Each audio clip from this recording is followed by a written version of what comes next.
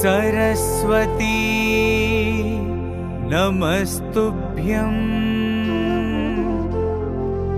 वरदे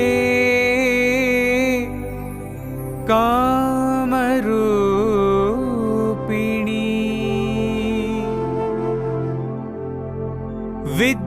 विद्यारम्भं करिष्यामि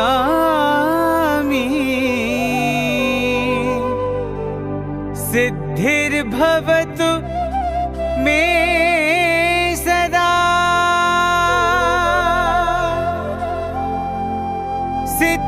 सिद्धिर्भवतु मे सदा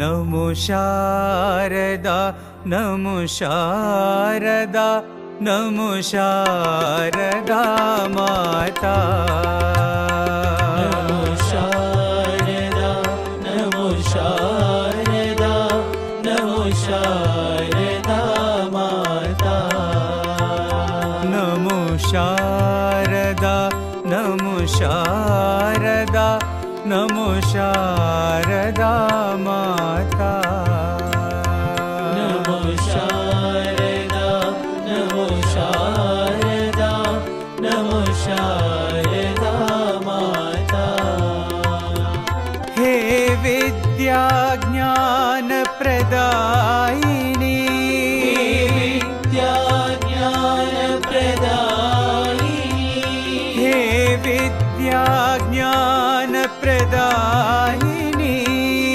विद्या ज्ञान प्रदायिनी मा वीणा पुस्तकधारिणी मा वीणा पुस्तकधारिणी मा वीणा पुस्तकधारिणी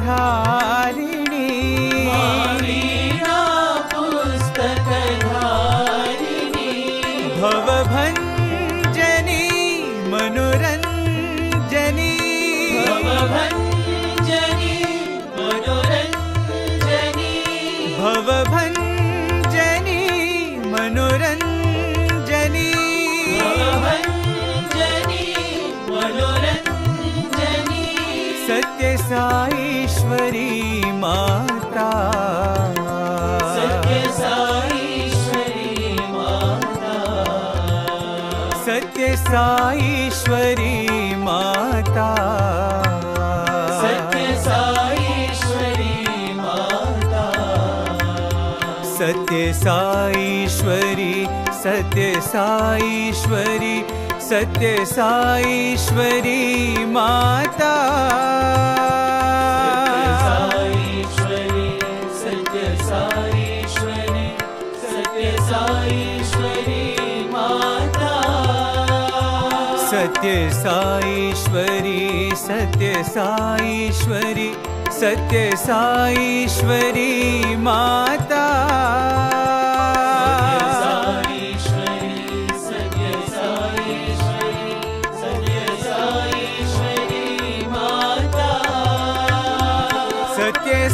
सत्यसाईश्वरी माता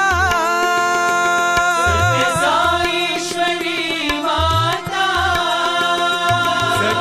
सत्यसाईश्वरी माता सत्यसाईश्वरी माता नमो शारदा नमो शारदा नमो शारदा माता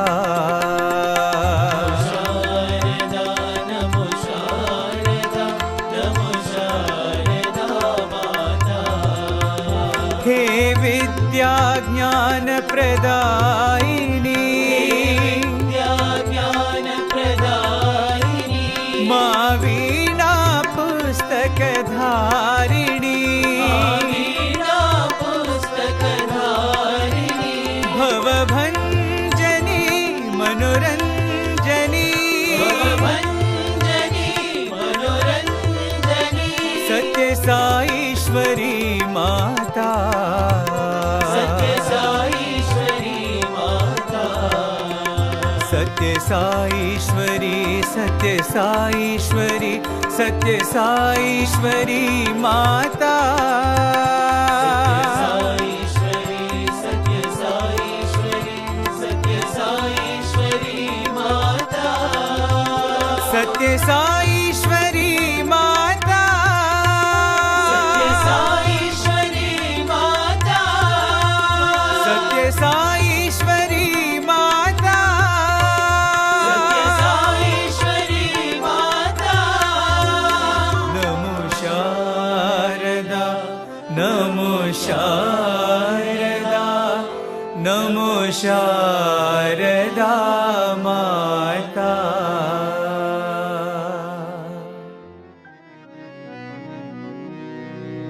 सद्गुरु साई सरस्वती सद्गुरु साई सरस्वती सद्गुरु साई सरस्वती सद्गुरु साई सरस्वती ब्रह्मदेव सती भारती ब्रह्मदेव सती भारती ब्रह्मदेव सती भारती ब्रह्मदेव सती भारती मंगल मंजुल वाग्विलासिनी मंगल मंजुल वाग्विलासिनी मंगल मंजुल वाग्विलासिनी मंगल मंजुल वाग्विलासिनी वीणवादिनी कलावती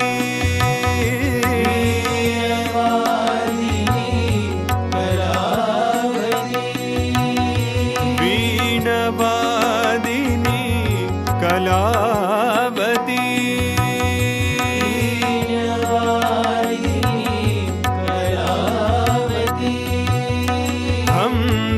हंसवाहिनी विद्यादायिनी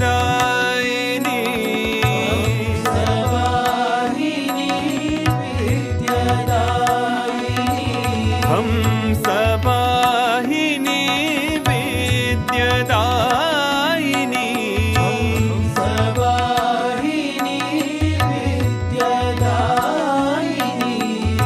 वेदमाता श्री साई भगवती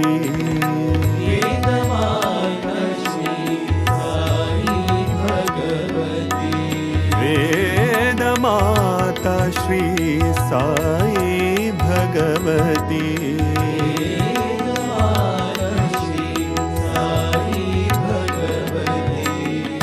सद्गुरु साई सरस्वती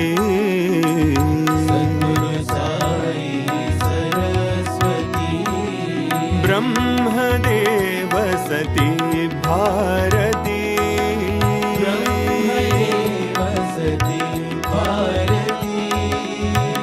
मंगल मंजुल वाग्विलासिनी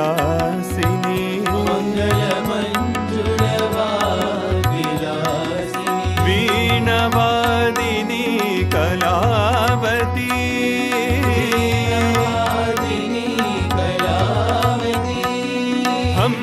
हंसवाहिनी विद्यादायिनी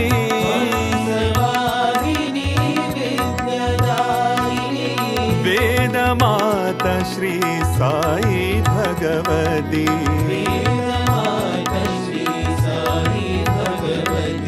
वेदमाता श्री साई भगवती भगवती वेदमाता श्री साई भगवती सद्गुरु साई सरस्वती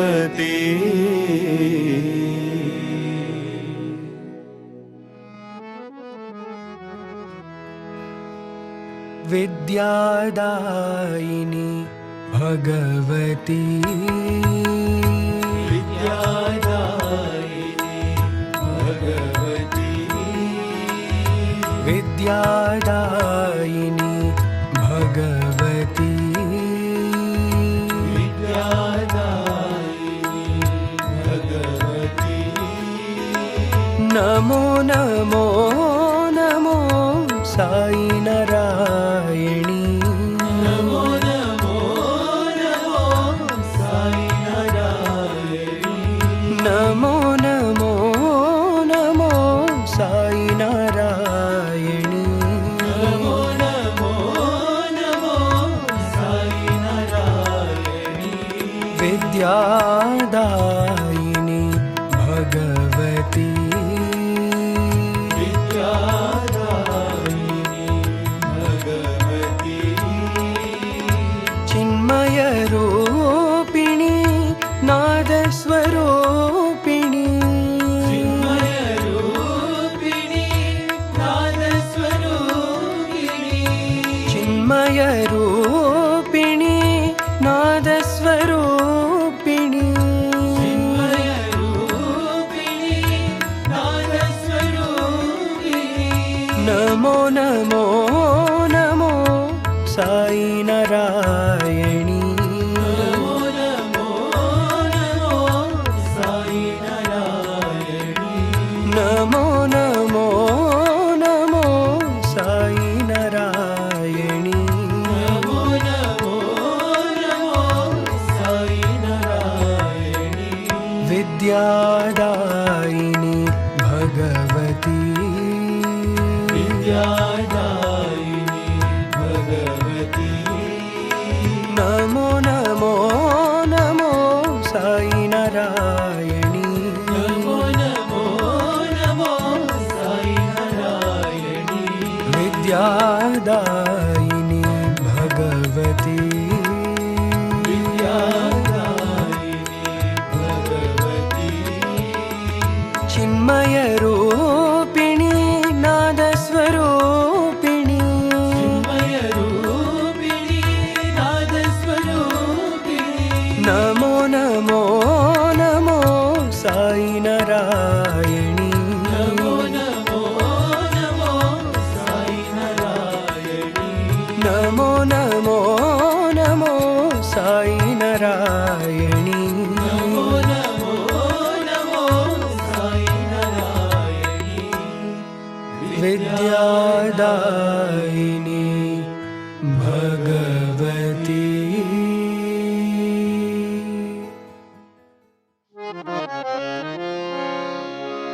शारदे जय शारदे वाग्विलासिनि शारदे शारदे जय शारदे वाग्विलासिनि शारदे शारदे जय शारदे वाग्विलासिनि शारदे शारदे जय शारदे वाग्विलासिनि शारदे शारदे जय शारदे विद्यादायिनि शारदे शारदे जय शारदे विद्यादायिनि शारदे शारदे जय शारदे विद्यादायिनि शारदे शारदे जय शारदे विद्यादायिनि शारदे शारदे जय शारदे वेदमाता शारदे शारदे जय शारदे वेदमाता शारदे शारदे जय शारदे वेदमाता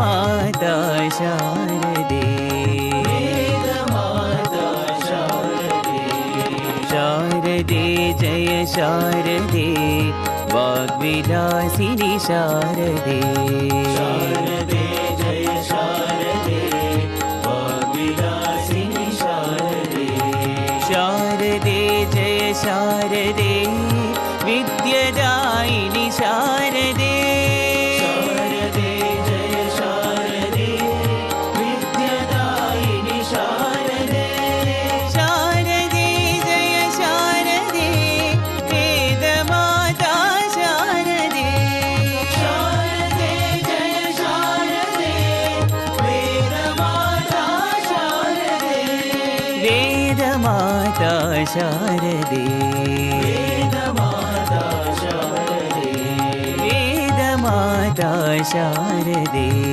वेदमाता शारदे शारदे जय शारदे वाग्विलासिनि शारदे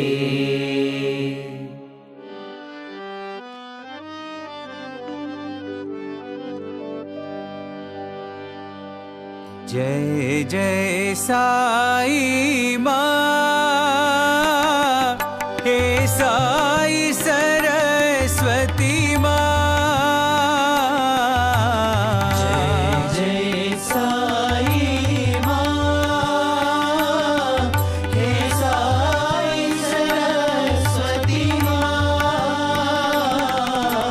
जय जय साई माँ, हे साई सरस्वती माँ। जय जय साई माँ, हे साई सरस्वती माँ। वीणा वादिनी माँ, विद्यादायिनी माँ। वीणा वादिनी माँ, विद्यादायिनी माँ। हे वीणा वादिनी माँ, विद्यादायिनी माँ। हे वीणा वादिनी माँ, विद्यादायिनी माँ। जय जय साई माँ, हे साई सरस्वती माँ। जय साई माँ, हे साई सरस्वती माँ। मुक्ति प्रदायिनी माँ, शक्ति प्रदायिनी माँ। प्रदायिनी माँ, शक्ति प्रदायिनी माँ। मुक्ति प्रदायिनी माँ, शक्ति प्रदायिनी माँ। मुक्ति प्रदायिनी माँ, शक्ति प्रदायिनी माँ। वीणा वादिनी माँ, विद्यादायिनी माँ। वीणा वादिनी माँ, विद्यादायिनी माँ। हे वीणा वादिनी माँ, विद्यादायिनी माँ। वीणा वादिनी माँ, विद्यादायिनी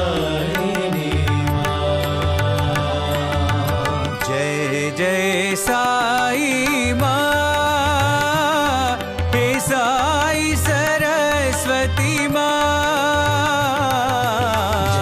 जय साई माँ, हे साई सरस्वती माँ। वीणा वादिनी मा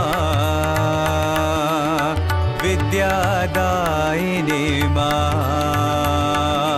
वीणा वादिनी माँ, विद्यादायिनी माँ। जय जय साई माँ हे साई सरस्वती माँ जय साई माँ, हे साई सरस्वती माँ। मुक्ति प्रदायिनी माँ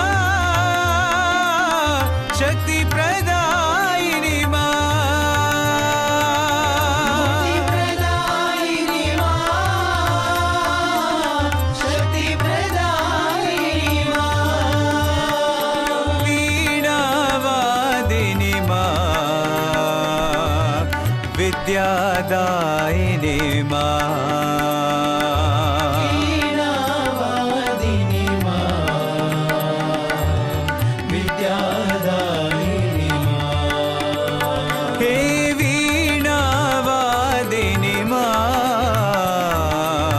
विद्यादायिनी माँ वीणा वादिनी माँ,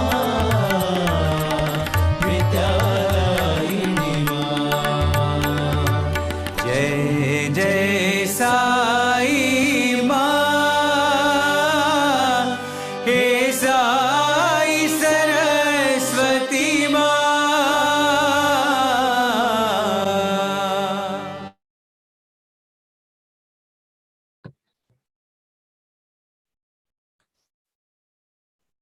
My humble salutations, a divine feet of Bhagawan Shri Sathya Sai Baba. I feel very honored and humbled to introduce a person whom I consider as Mata Saraswati.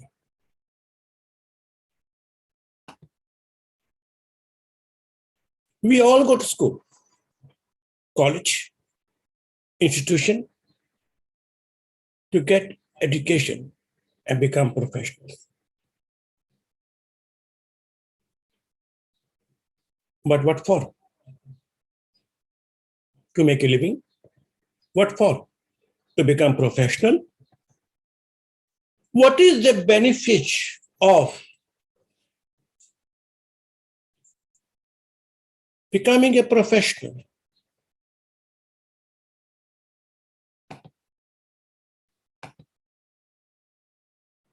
What is the benefit of becoming a professional?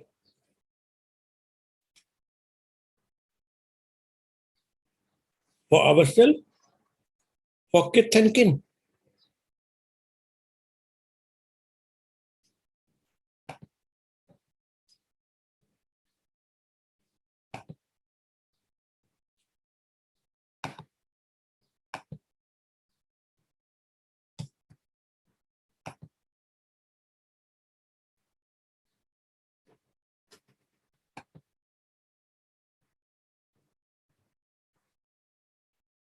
Stop.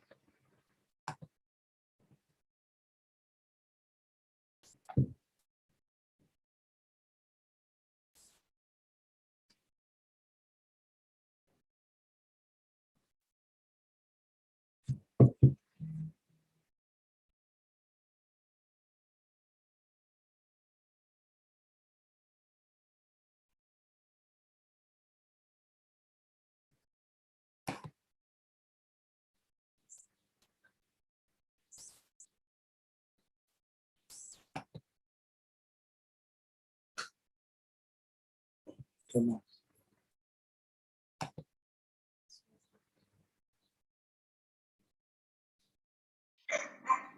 Sorry, Marco.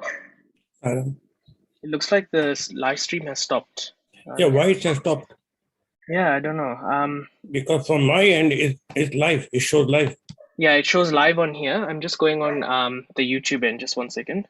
Yeah, in YouTube is the stream unavailable. Yeah, I'm just looking on there now.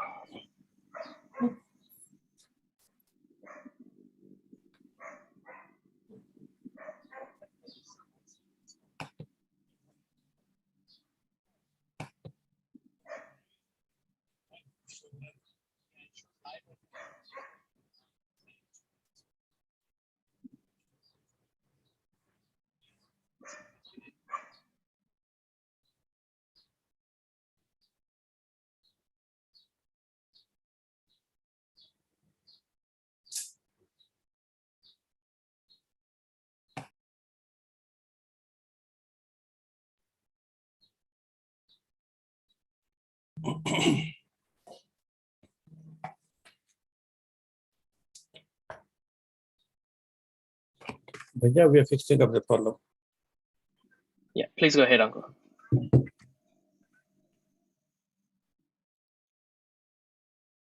We are live again, Uncle. Please go ahead. Okay now? Yeah, we're okay. Please go ahead. We're live. Jai Shri Sai Ram. My humble salutation and divine Lord Future Bhagwan Swami. And Sai Ram to you all. I'm sorry we had some problem with the YouTube live program. I feel very honored and humbled to introduce a person whom I consider as Mata Saraswati. We all go to school, we all go to college, university, or any other education institution.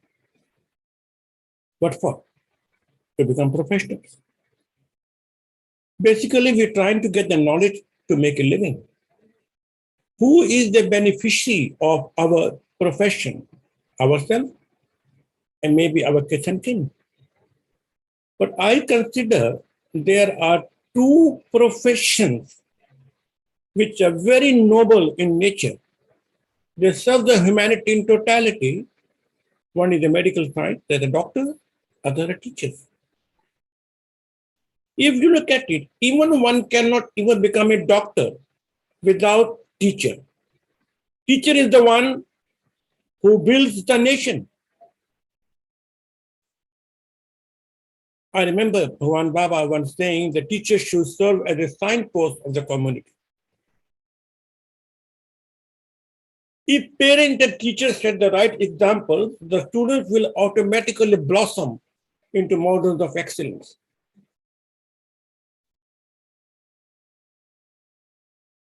Teachers contribute a lot toward the nation building.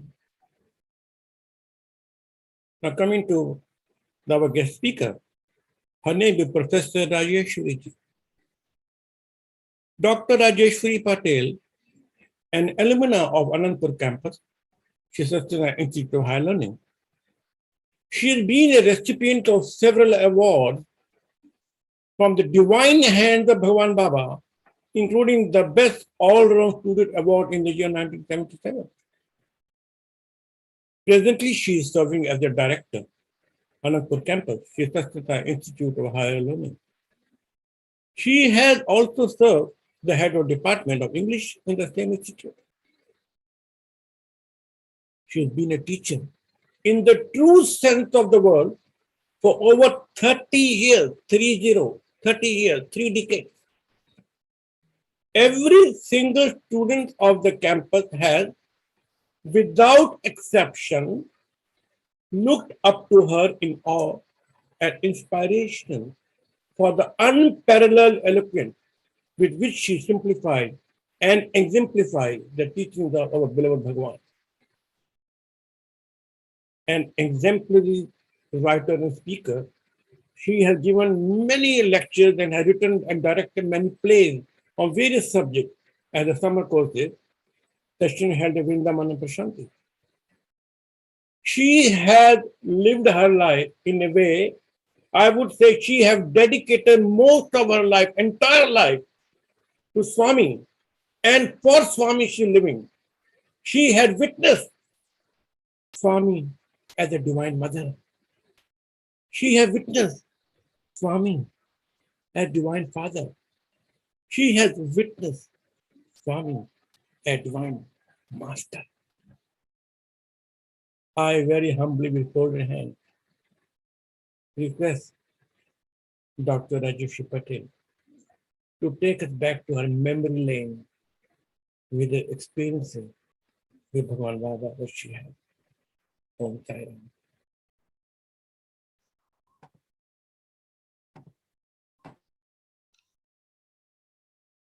Sairam, everybody. I offer my humble salutations at the divine lotus feet of beloved Bhagawan. Respected elders, brothers and sisters, Sairam to all of you who have logged in today to listen to me share some of my experiences with Bhagwan.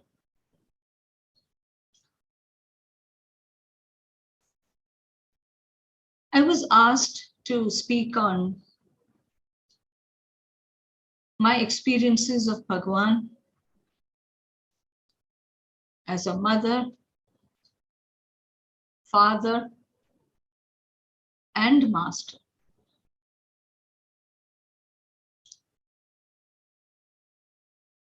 I thought a lot about this subject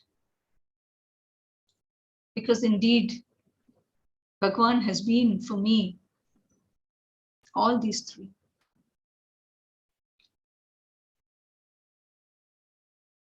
Bhagwan's love is that of a mother, that of a father, and that of a guru. But there was a difference. There was a divine flavor to that love. It was a divine love, even while it was the love of a parent or the love of a guru. So yes, Bhagwan is a mother. Bhagwan is our father and he's our guru. But he's a divine mother, father, and guru.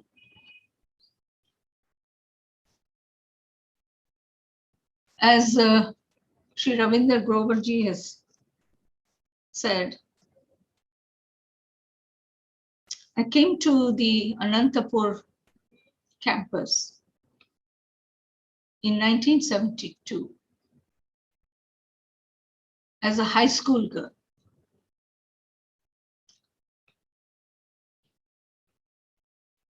In January of that year, I had come to Whitefield from East Africa with my family. And at that time, it's a long story. I think, I will avoid telling those stories that I have told on earlier occasions. So it's a long story, but at that time, Bhagwan asked me and my sister to come to Anantapur. Though we were still high school girls, he was insistent with my mother because my father was not there in that group at that time. And he said that I want your daughters to study in my college. At that time, my mother was very reluctant, like any mother, I suppose, would be, saying that I don't want to keep my very young daughters away from me, Swami. And so he looked at me and then he said, see, I want you to stay with me, but your mother is not listening. And I must confess to you right now that at that time, I was not keen to come to Anantapur also, because I was just about 13 years old. And I thought leaving my parents behind and going to some new place, I was not ready for it. So in my mind, I thought, I hope my mom is stubborn and she does not agree to Bhagwan's wish. And thankfully, my mother said, Swami, I don't want to leave my daughters at Anantapur. So, because Bhagwan was insistent, then she said, Swami, I don't mind settling down in Gujarat. And then I will let them complete their high schooling. And then if you want, I will send them to Anantapur. So then Swami accepted. And he said, all right, let her finish her SSC, SSLC, whatever it is, and I will keep a seat for her. But of course, many events took place, and finally I was back at Anantapur in June 1972. I don't want to tell you that story because if I start telling you that one, I will not be able to share any other stories.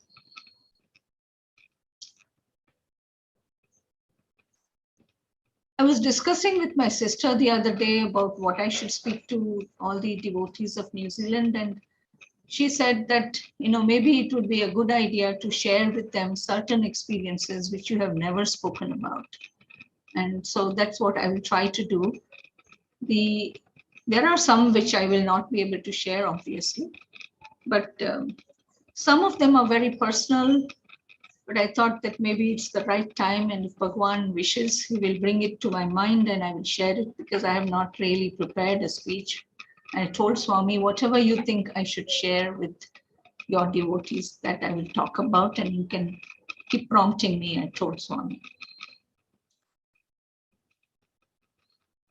I used to miss my mother a lot. And I should say my father too, but especially my mother, because I was the youngest in the family at that time. And when I came here to Anantapur as a high school girl, it was Bhagwan who personally saw to it that I got admission in the only English medium school at that time in Anantapur. There's only one English medium school. You can imagine what the standard of that school would have been, but I accepted everything as his will. The food was different, the lifestyle was different, the language was different, because I was not used to, any South Indian culture. No, I didn't know. First of all, I was not even familiar with Hindi, so I would not be familiar with Telugu. But I will tell you in the course of my talk about how Swami shaped my personality. Whenever he used to come to the campus, and in those days he used to come practically every month, sometimes twice in a month, but at least once a month, he would personally ask me and my sister how we were and whether we had adjusted. He asked us whether we were okay with the food and all that.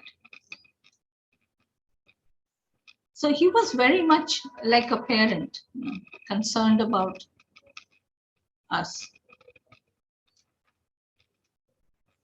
Once it so happened that Bhagwan had come to the campus. At that time, we used to call it college because it was not Sri Sathya Sai Institute of Higher Learning, it was Sri Sathya Sai Arts and Science College for Women. And I was a little unhappy because I had to go to school. It was a working day. So I went to the deputy warden, Pushpa madam, and I said, ma'am, can I please not go to school today because Swami is here and I don't feel like going to school. Then she said, no, Swami will not like it. So you have to go to school and you must not absent yourself from school because Swami is here. So I was really upset. On earlier occasions, let me tell you, as I said, Swami used to visit the campus very often.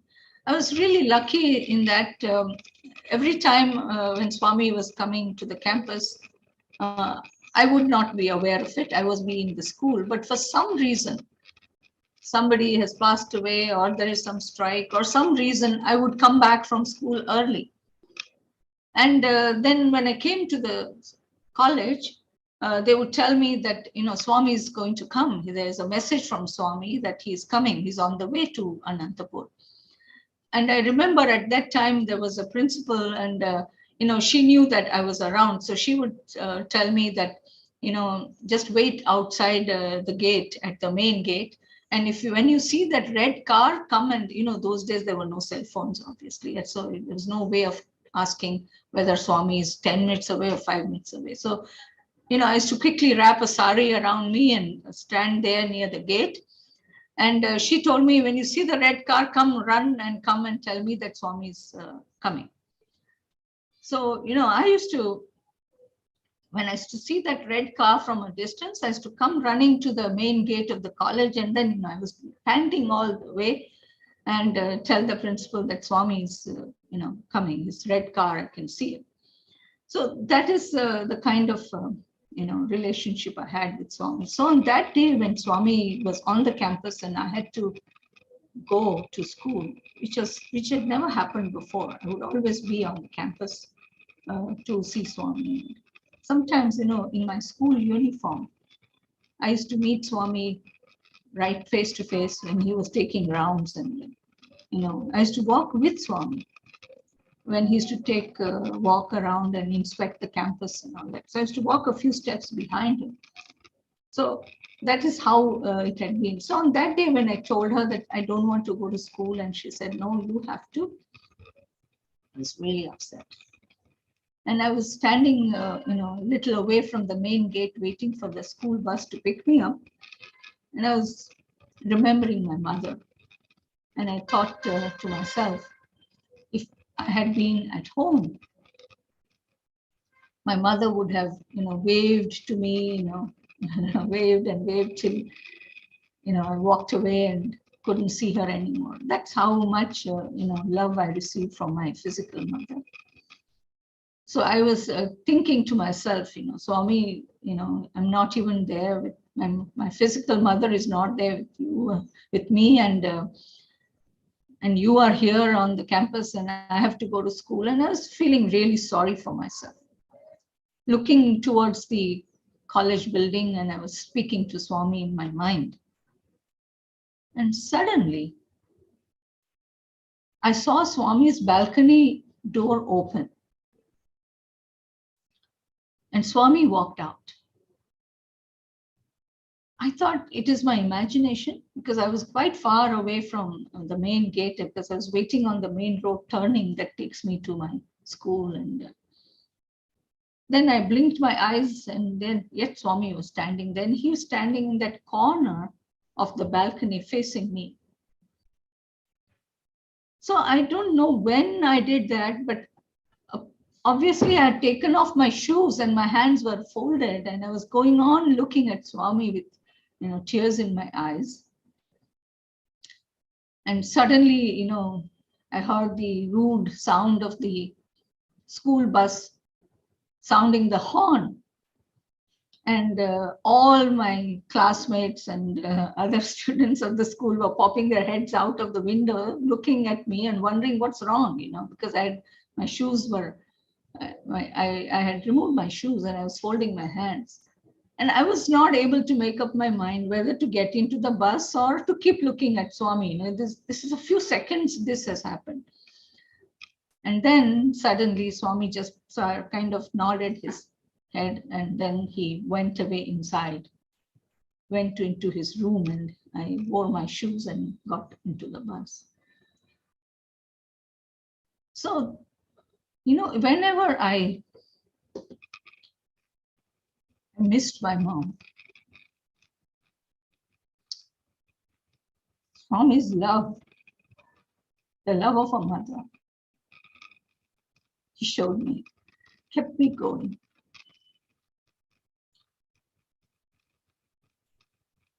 When my father came to India afterwards, latter part of 1972, I think some of you are aware about this Idi Amin, General Idi Amin, and all those events that happened there at that time in East Africa. eventually my father and brother and others, they all came back. Because after I joined the college as a high school girl, my father had not come in 72 January. But my mother, my brother, my sister, and everybody went back. And then they came back to India in the latter part of 1972. And we were at Puttaparthi when my parents came. And Swami called us for an interview on 10th November, 1972.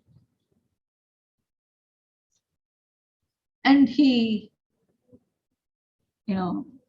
spoke to my father, my mother, and all that. And I remember this 10th November because the next day was supposed to be my birthday. So I remember this day very well.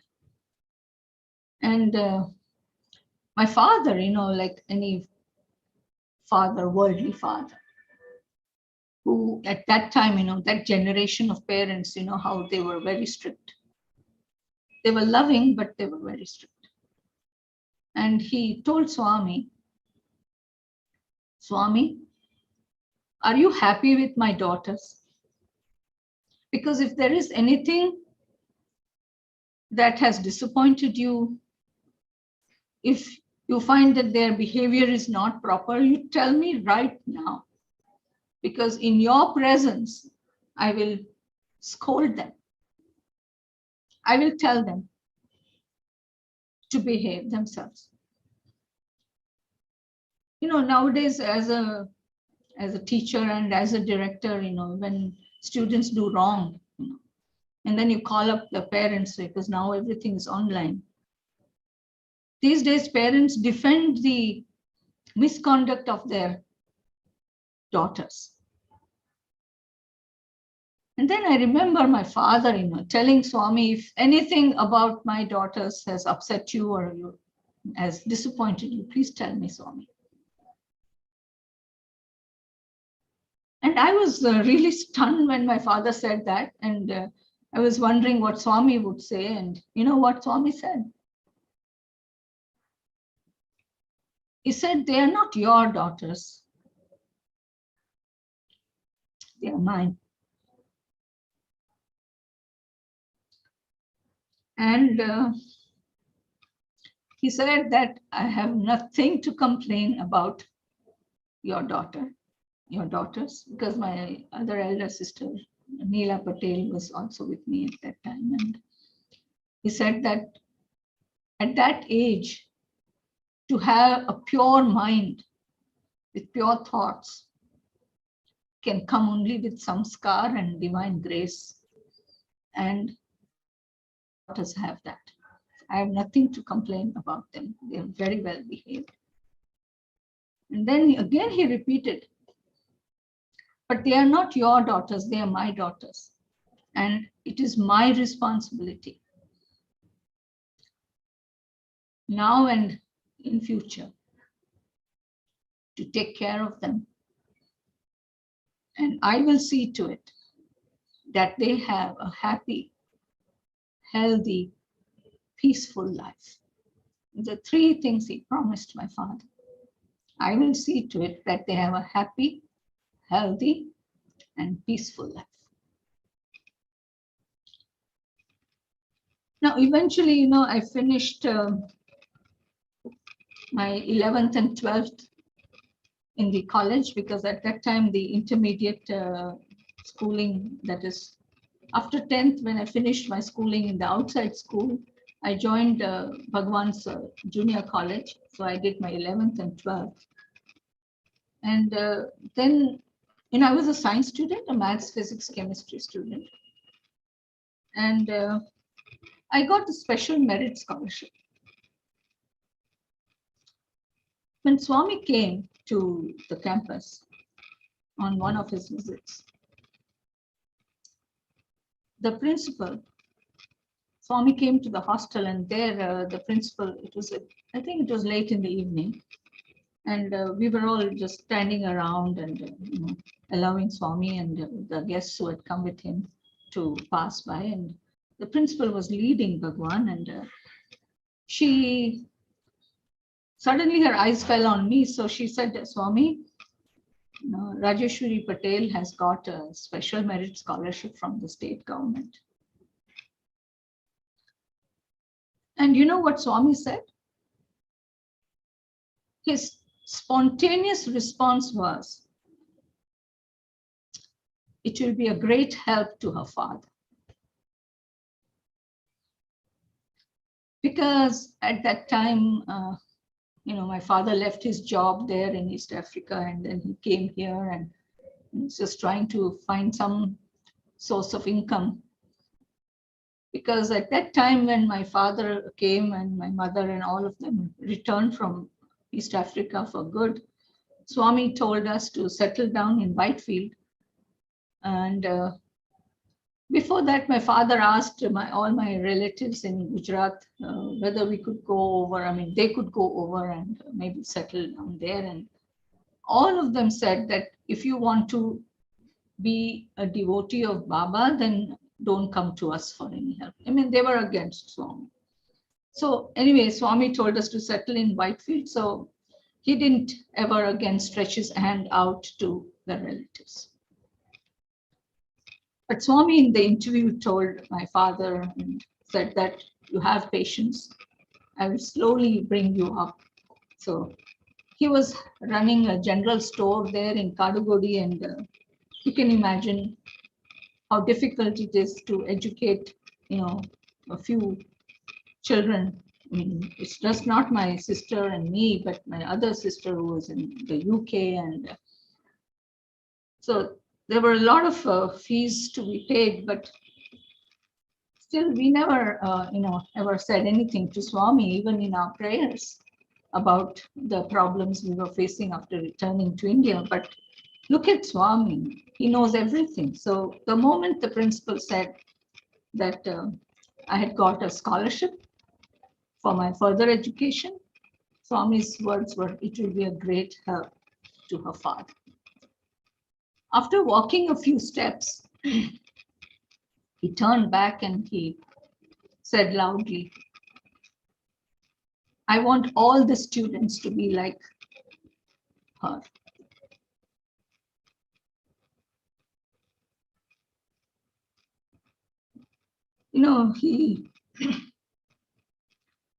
There were some of the reasons why I didn't say some of these experiences to everybody is because Swami was very kind whenever he spoke about me. I don't know whether it would be like self-aggrandizement and to reveal these things to you, but he praised me a lot that day in front of the principal. And he told all the students that you all should become like her.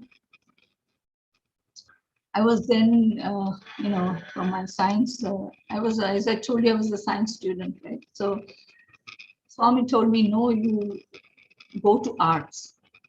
And I didn't know what to do because I was so uncomfortable in the arts stream. But when Swami said, I want you to go into arts, then I accepted it.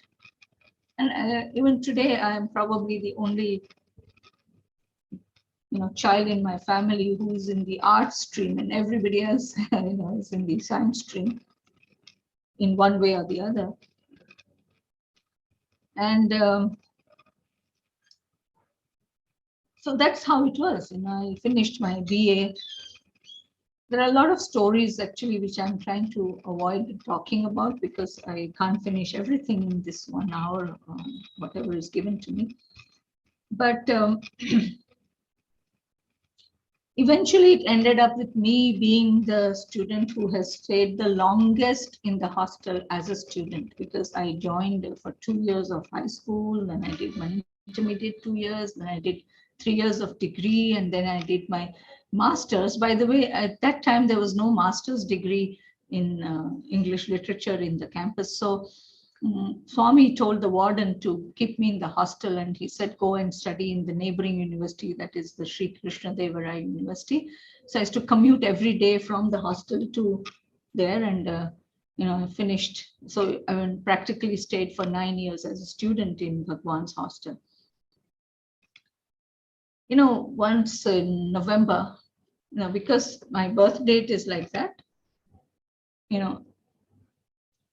almost all the time it would be somewhere around the Akhand Bhajan in November. So that way I was fortunate. Because of that, I always could have Bhagwan's darshan on my birth. Not that I really give much importance to it, because, as I was telling you that on 10th November in 72, Bhagwan gave us an interview, and I told you I remember that because it was the day prior to my birthday, and my mother kept insisting as we were coming out of the interview room that day, she said, tell Swami, tell Swami. And I was, I think I got a lot of the genes from my father. I was brought up in a very spiritual way. And so I didn't care about all this thing about the birthday and celebration and all that. But because she insisted, and then I told Swami, tomorrow is my birthday. And I clearly remember Swami saying birthdays will come and go, not to give importance to that. So after that, I told my mother, see, I told you, because I don't care about it. So Swami didn't give much importance to it either. But, once it happened that the Akhand Bhajan was going on in Puttaparthi, and I'd gone to the house to a room in the ashram for lunch, and my parents were also there. So my father, he asked me, he said that, is there anything that you would like for your birthday? Is there anything that you think that Bhagwan should give you today on your birthday? Because it happened to be my birthday. Then I said, no, Papa, I don't have any desire, because Bhagwan has given me everything. I mean, even if you take it in the external sense, I told him, I have been able to, speak in front of him. He has given me many opportunities to do that.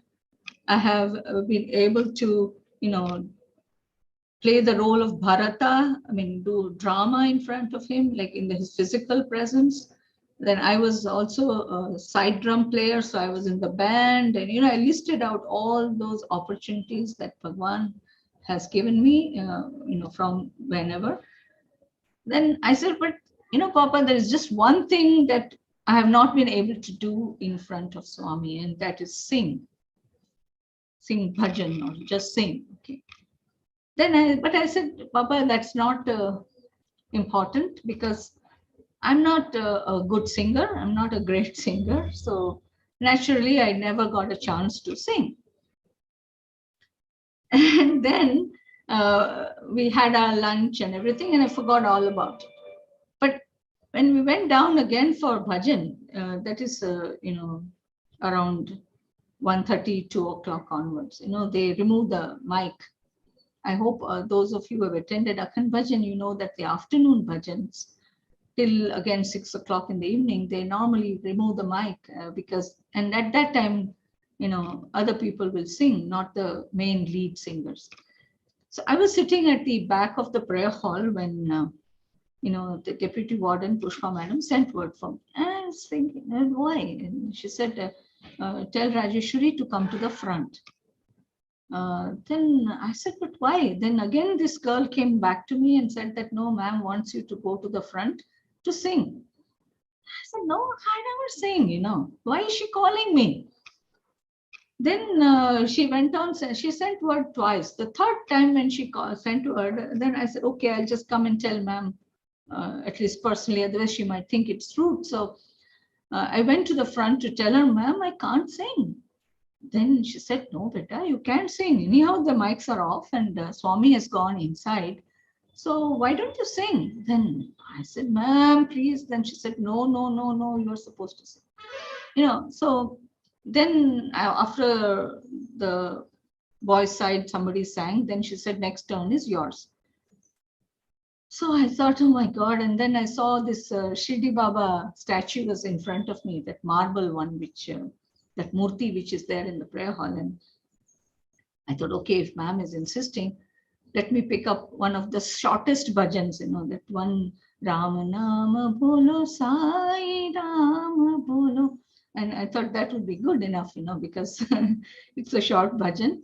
But when I closed my eyes and I prayed to Shirdi Baba and I said, Baba, let me melt that stone heart of yours with my bhajan.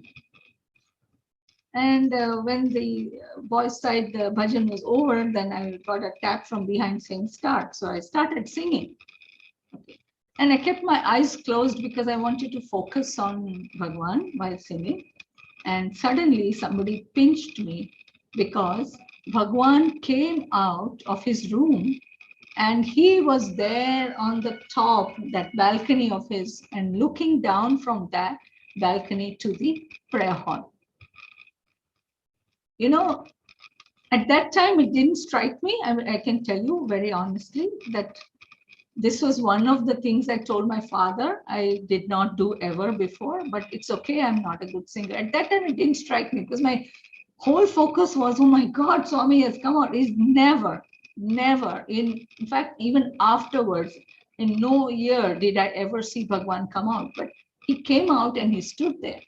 And I thought I was in the second bhajan speed, and then, you're supposed to wind up.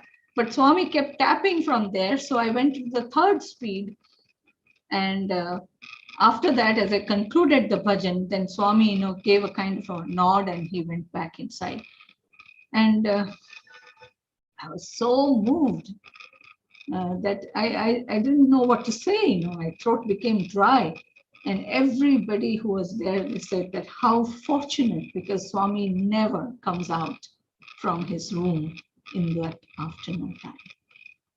So, that's how Bhagwan has been for me.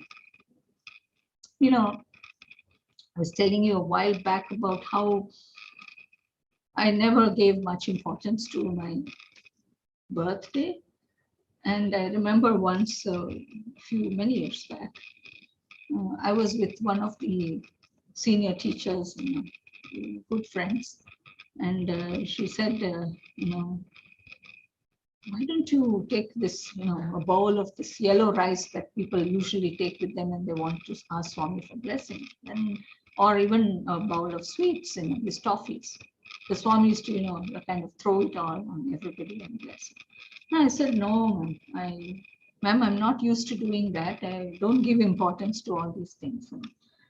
And she was going on, arguing with me, saying you should never miss an opportunity, to get Swami's blessings. Her mother was there, in the room, because I had gone to her room and I said, come, shall we go for darshan? Then her mother said, see, don't go on insisting. She is not like you. So, it doesn't matter. Swami has his own ways of blessing those whom he wants to bless. So I was thankful to her mother. And I said, Auntie, I'm so thankful to you that at least you supported me and all that. Anyway, we went down for darshan.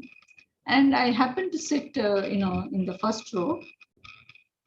And not that I every time got that place, but I got that place. And a few, places after me, there was this girl who was sitting with, this yellow rice. Okay. What they say in Telugu, Akshantulu. And Swami came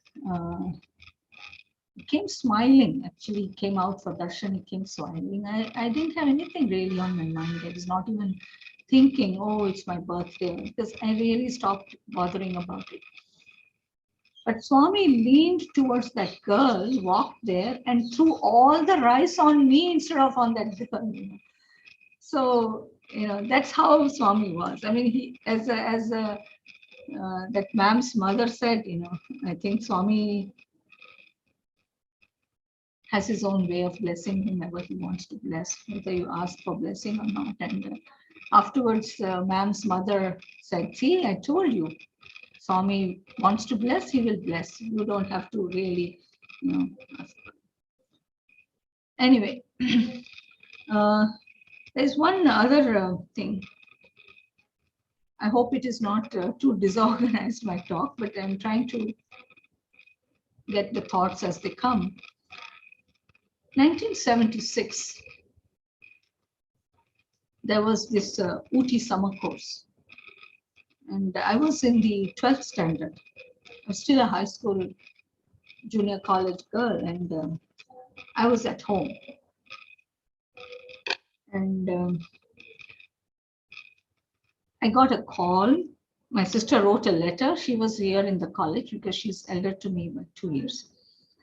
So she wrote me a letter, and I also got a call eventually saying that, Swami is going to organize a summer course in Ooty, and then the principal and they are asking me to come.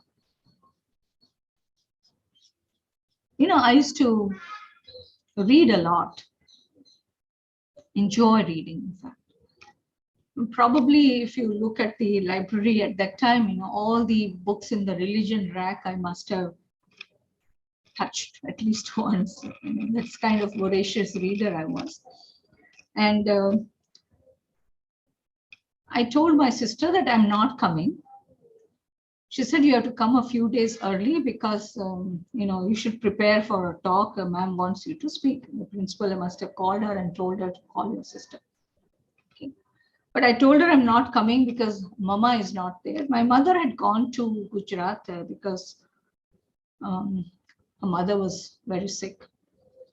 So I did not want to go to Anantapur without seeing my mother's face. I told you, isn't it? I was very attached to my parents, physical parents, of course. So I told her that Mama is going to come the previous day, and after I see her, then I will come to Anantapur. Then she said, I don't know, maybe ma'am will scold you, principal madam will scold you. I said, okay, I will take that risk. Anyway, after I saw my mother and she has arrived and all, then I told my mom that I'm going back to Anantapur because Swami is going to organize a summer course at Ooty, and so I've been asked to come to Anantapur. Actually, I was on vacation, and it was after the exam, so I was on holiday. But I came to Anantapur, and the next day we were all supposed to leave for Ooty because of the summer course. My sister was very annoyed with me. She said, how can you come, just at the last moment, just coming the day before? I said, no, I had to see Mama. Anyway, I went to the principal, and of course, I didn't want to get any scoldings from her. So I prayed to Swami to help me. And I said, Sairam ma'am, and I went inside, and she said, oh, what, Rajeshwari Patel, you have come today? We are leaving tomorrow. Then I said, okay, yes, ma'am, I said. Then she said, have you decided on any topic on which you would like to speak? Because Swami wanted his students, boys and girls, to speak for, not in the evening, where you give the 20 minutes, 15 minutes talk. He wanted his students to give a proper, lecture during the summer course. Then the topic that came in my mind at that time, I just blurted it out. I said, the place of religion in the modern world, ma'am. So you prepared for that? I said, no, ma'am, I'll speak on that topic. Okay. So she let me off. Okay. I mean, thinking that I must have prepared, and that's why I'm doing. Then I went to the library, but my sister was saying, how are you going to make a speech for about 1 hour, 45 minutes without it? I said, okay, I'll just do some. And I did a little bit of reference and whatnot. And then, anyway, I used to be very bold and fearless in those days, confident about what I had to speak or what I would speak. And I was never, ever the kind who would make, a few days of preparation of a speech and, memorize. And I was not used to doing that.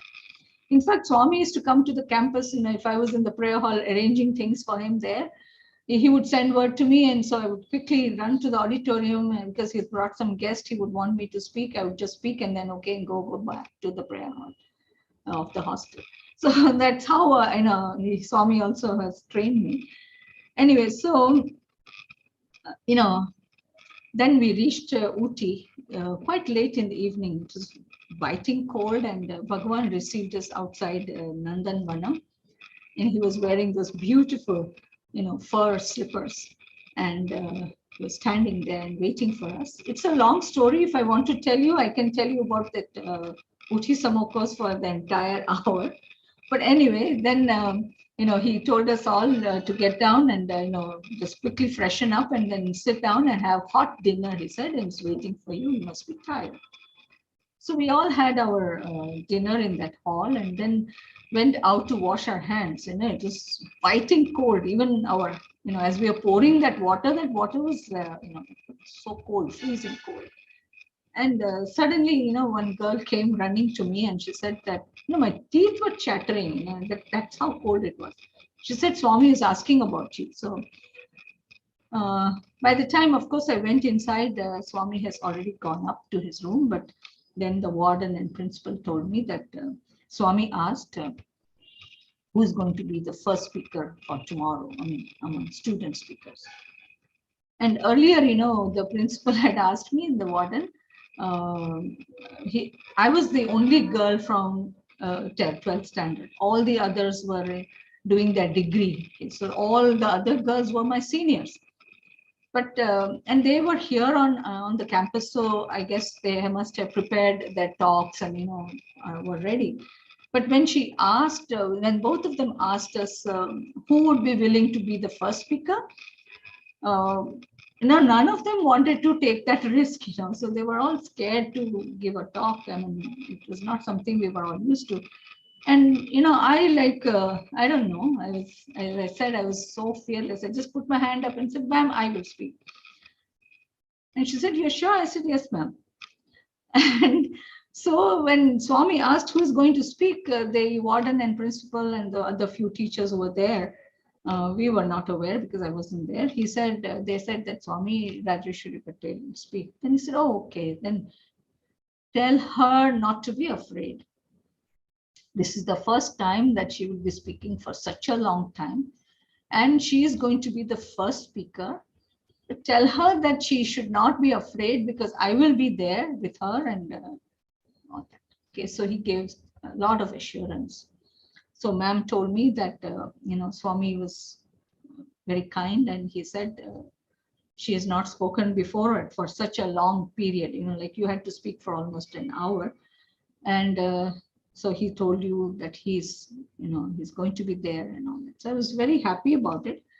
Anyway, then my sister, we went to the residence of some devotee of Swami there at Uti who had a big bungalow, and that's where all the girls were put up. So we went by bus from Nandanvanam to that house.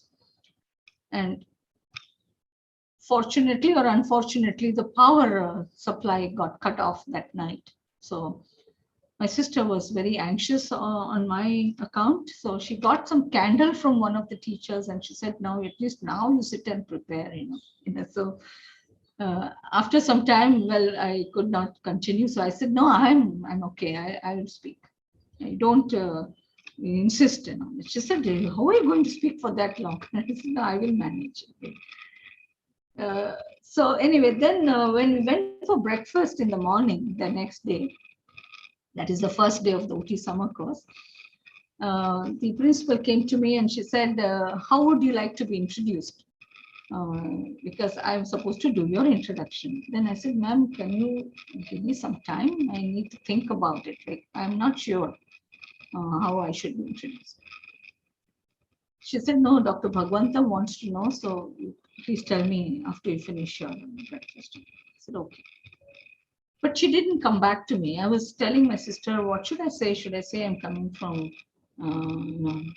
Bangalore, or what should I say? But anyway, she didn't come back to me about that. So, then we went and all settled down in the hall for the summer course to begin. And fortunately, in a way, because I was supposed to be the first speaker on both the boys and the girls side, I was the first one. I was sitting in the first row and Swami, kept looking at me because when he came down from his room, he saw all of us seated and then he said, where is she? So I knew he was asking about me, so I kind of little bit, I raised myself and then he said, okay. And he said, speak well, like, in Telugu. And then, anyway, then he asked Professor Kasturi to start. So when Professor Kasturi was speaking, till then I was not at all afraid of how I'm going to handle this long talk. But when Professor Kasturi started speaking, then, I started becoming a little bit anxious. Don't forget that I was just about a teenager at that time. So, and I was wearing 2 plaits, so I was very childish, I think. So started feeling anxious. And every time I got this thought, my God, how am I going to do this? I would look at Swami, and Swami would be staring at me as if say, like as if saying, no need to get anxious, that's all. So, anyway, after Kasturi Garu has finished his talk, then Swami, with his finger, he sort of called the principal. So she got up, and then I was going to get up, but before that, he called her, and he said something to her in her ears. For quite some time, he was. And then she went to the microphone to introduce me. And obviously, Bhagwan told her what he wants her to say as introduction. And in the course of that, of course, she said a lot of good things about me. All that Swami had told her to tell about me. But what, even today, if I think about it, it sort of moves me to tears. One of the things that Swami made her tell was that Swami said, tell that Swami, Rajeshwari's parents have given this daughter away to Swami. I was taken aback because I didn't know all that. I don't think my parents said anything, but Swami made her say that my parents have given away this daughter of theirs. He said, her parents have so much devotion for Swami that they have given away this daughter of theirs to Swami. So anyway, then I started speaking. And Swami was seated right next to me and on his chair, and I was talking, very confidently. For almost half an hour, I was talking on the topic, of course, the place of religion in the modern world. And, Swami was nodding his head. After that half an hour or so, Swami got up. And the moment he got up, I stopped talking. So I looked at Swami because he got up. So then Swami said, no. When he signed to me, you continue speaking. I'm going to walk in that aisle. So you can't imagine in that hall, I'm standing here. Swami is supposed to be seated here. And there is this aisle. And Swami was walking to and fro while I was speaking for the next few minutes.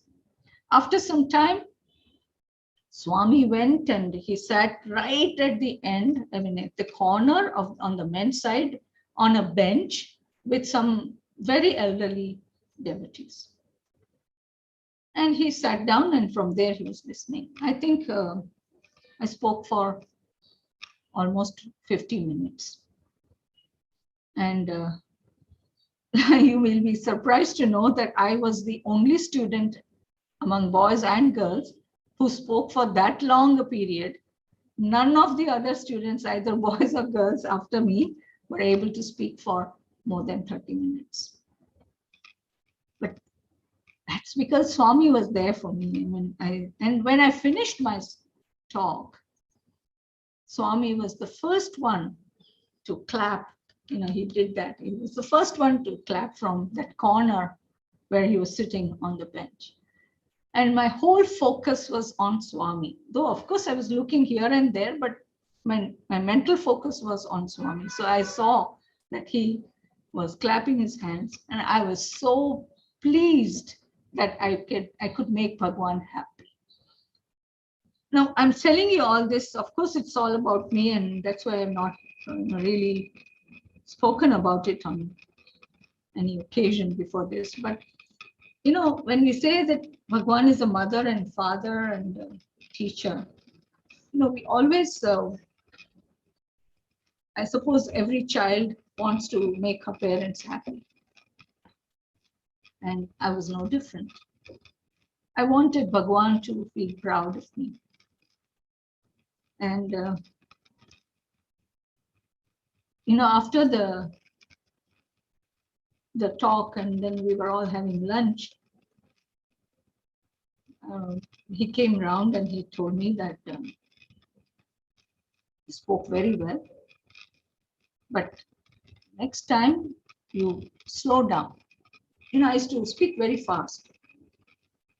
When you listen to me now, you would not, of course, believe that, but I used to speak very fast. So he said, slow down, okay, slow down next time. But you spoke very well. And later on, some of these ladies from Delhi who were sitting at the back, with whom Swami must have interacted after the talk, and all that, they met me outside, and they said, when Swami came to us, he said, how was the talk? So we said, Bahut acha. Then he said, Bahut acha? Nahi, Bahut, Bahut, Bahut acha. So they said that Swami is so, so happy with your talk. So that's what I'm telling you this, because, I think that's, even today, that is what I want. I want to make Swami proud. And continue to work towards getting that smile and appreciation from his face, where he should be able to say that you make me proud.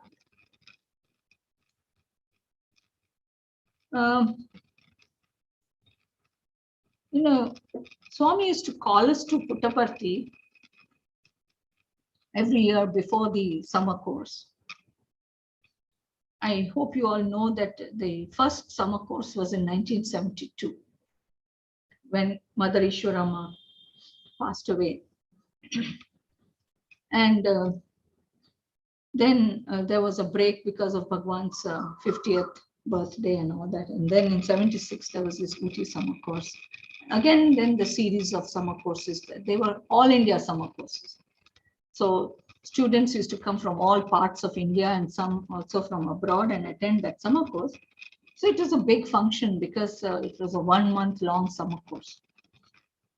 Swami used to call all of the students to Puttaparthi, and every year before he used to go, before going to Vrindavan for the summer, where all the arrangements for that summer course would be made. And he used to call us into the Prashanti Mandir prayer hall, and once we are all there, he used to, tell us, how beautifully Swami is. He's God, and he just can order us, but he used to say, I'm formally inviting all of you to come and attend the summer course that I'm organizing.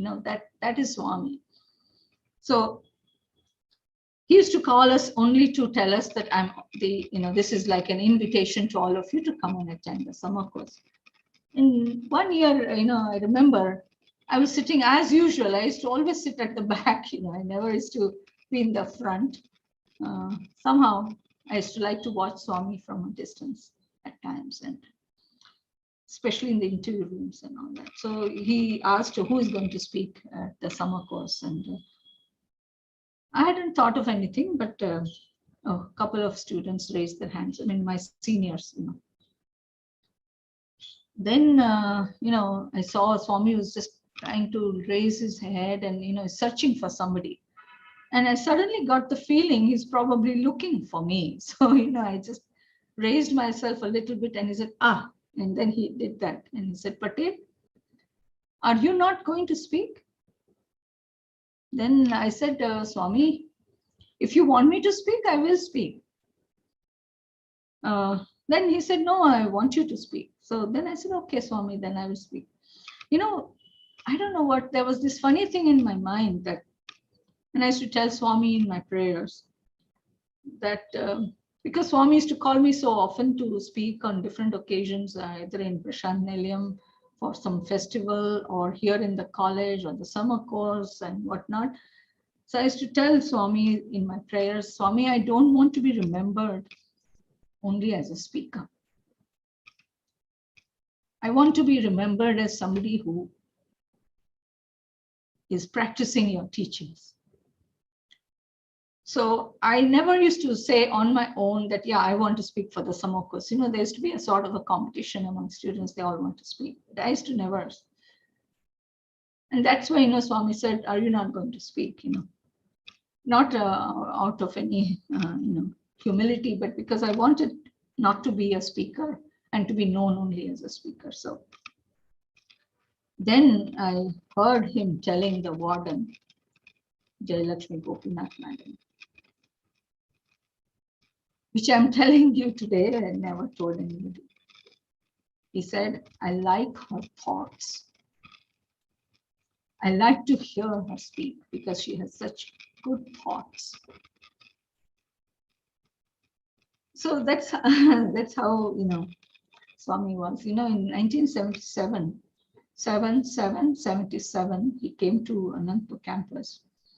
And that year, because I used to be so active on the campus, doing this, that, and the other, and I was all the time everywhere, so involved in the activities of the campus, that a few months before that, I decided that I'm going to stop participating in any of the activities and I will withdraw for some time. I just wanted to recoup my, or I don't know what to call it, maybe my spiritual energy and all that. I felt that I was becoming more external. I wanted to get my inner strength back. So I didn't participate in anything. I was keeping to myself, and I was, as it is, a very reserved person, but if there was any seva activity or there's a cultural function, the teachers themselves used to all the time call me, and so I used to never say no. But this time I decided it's no, I'm not. I used to tell them, no, ma'am, I just want a break. Why? What happened to you? No, I just need a break.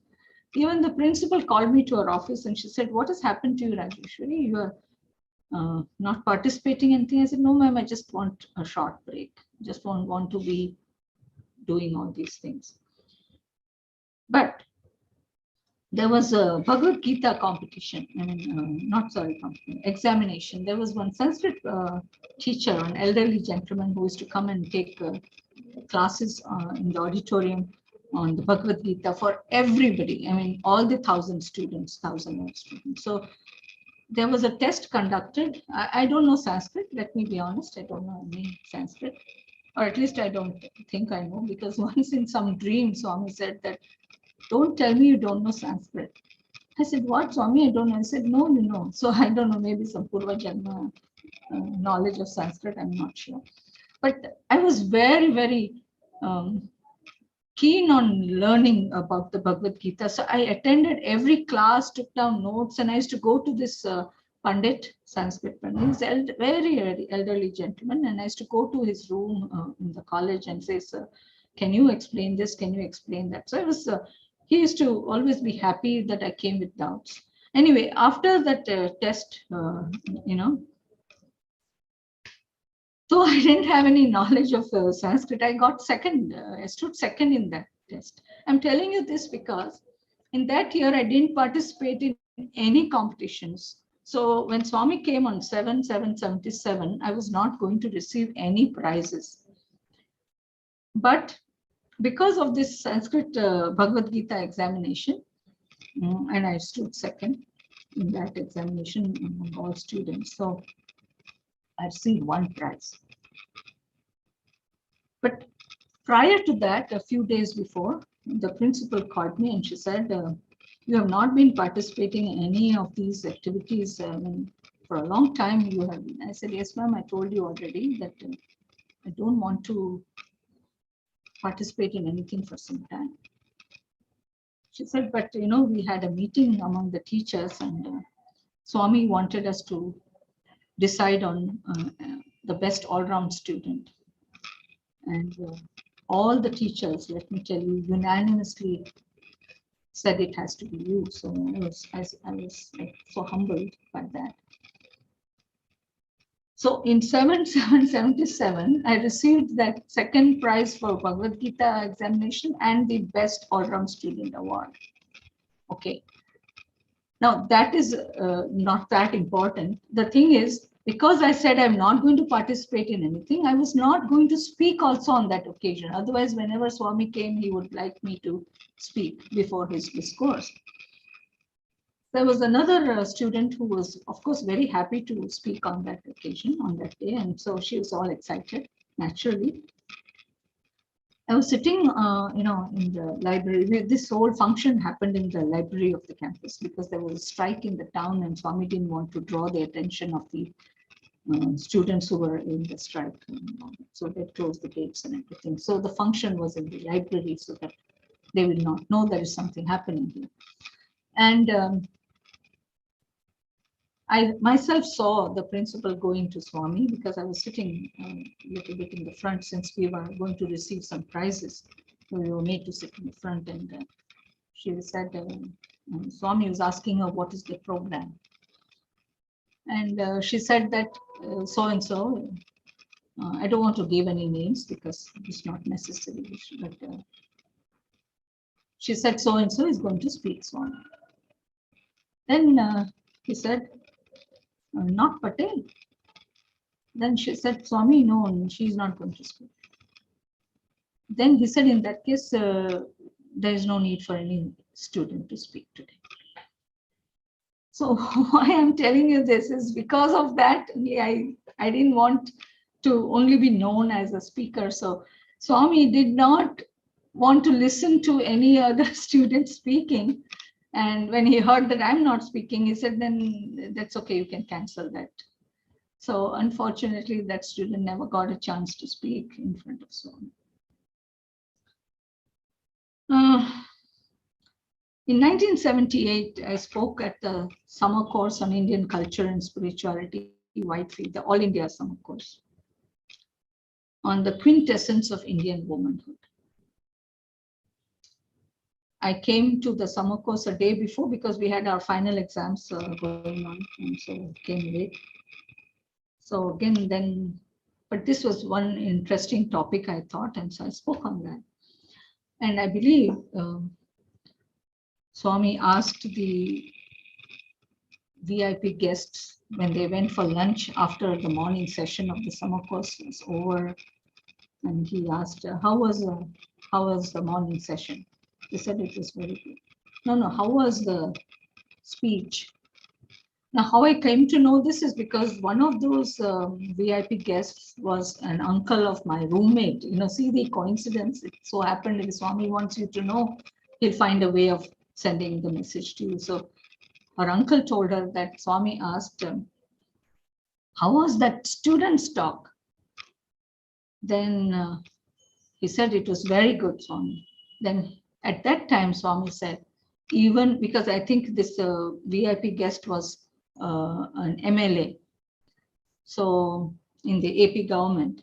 And so he said that no one can speak like her, even in the legislative assembly. So Swami used to, I think it's Swami's grace on me that, I didn't allow any of this to stick. And I just feel more and more humbled by all the love and attention that Swami gave to me. And again, it so happened that for the Dashera of that year, Swami wanted some students among the girls also to speak before the discourse. It was normal in those days for one boy or two boys to speak before Swami's discourse during the 10 days Dashera celebrations. But that year he said he wants the girls also to get a chance to speak. That is when you had that Veda Purusha Saptah Gnani Yajna. And when the principal went to give my name, they said, no, don't give her name. So, the principal said, I don't know why Rajeshwari, because she called me to her room in the ashram and she said that, and I said, it's okay, ma'am, Swami's wish. But I thought I had never spoken at Prashanta Nilayam before, in a public audience. And why is Swami doing that? Okay, I thought it's all right. And, so for the next few days, some girl or the other from our campus gave a speech. Finally, I used to do chapati rolling in the canteen during Dashera And so morning and afternoon, I used to go for chapati rolling. And on the 9th day, that is the Navami, I was rolling chapatis in the canteen, South Indian canteen, and somebody came and told me that Principal Madam wants to speak to you.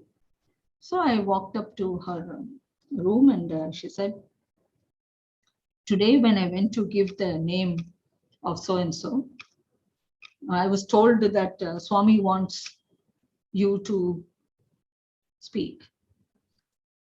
So she said, are you ready to speak? I said, if Swami wants me to speak, then I will speak. Okay. So she said, you go and, prepare yourself. I said, no, ma'am, I can speak. No, you go back to the hostel and all that, the dormitory. Anyway, after that, I went as usual. And that year, because my uncle had passed away, my parents were not coming for Dashera. So I was a little unhappy that my parents would not be present when I was speaking in front of Swami. And that also at Prashantam. So anyway, that's okay. I thought Swami is there, and just that thought crossed my mind because I knew that they were not celebrating, it was a mourning period. I went to the canteen as usual in the afternoon to do chapati rolling. I mean, I didn't sit in the dormitory to prepare my speech. So my sister said, yeah, I said, no, I'm fine. I just calm myself and roll the chapatis. We finished with the rolling of the chapatis and we're coming out of the canteen when I saw from the main gate, that Gopuram gate, my brother walking up from there. So I usually, never do that because we are not supposed to. Our discipline is that we don't talk to our family or friends while we are in the line with the students. But that day, suddenly when I saw him, I said, Bhaiya, go quickly to the auditorium. I'm going to speak today. So Swami saw to it that my brother at least came and was present there. And anyway, I don't want to tell you all the details because there are some other important things, but I think I just have another 10 minutes. Oh, okay. All right. Anyway, so then, I spoke and everything happened. I want to cut this short. After the speech, when Swami went for his dinner, the same VIP guest was there having dinner with Swami. And that time Swami said to him that, in Telugu, there's one way of expressing it. He said, Aatalu, Maatalu, Paatalu, Annitlo first. He said, this girl who spoke today, she's outstanding in everything. So Aatalu, Maatalu, Paatalu, Annitlo first. In everything she's first. And that time he made this statement because I remember my roommate telling me and I memorized that line in Telugu. It said, Tana Jeevitam Anta Swamiki Ankitam Chesasini. So Swami is telling this person that Rajeshwari has offered her life to me. Whole life, Anta, meaning whole life she has offered to me. I mean, I never really said it in my mind, Swami, I'm offering my life to you, but he accepted it on his own, just as he did at the OT summer course.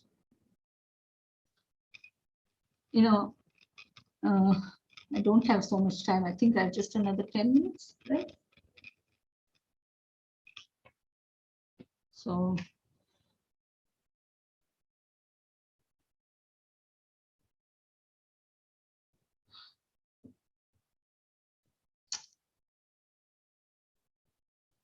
I learned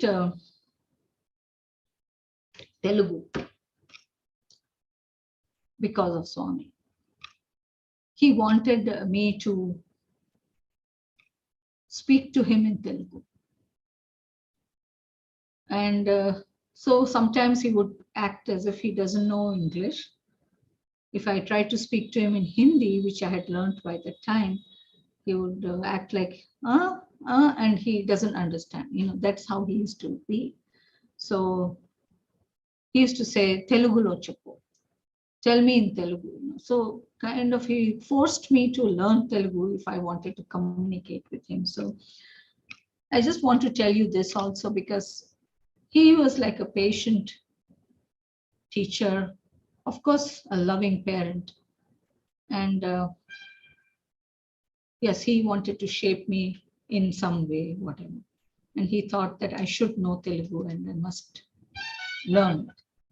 And the only way I would learn it is if Bhagwan said it, that I should learn it.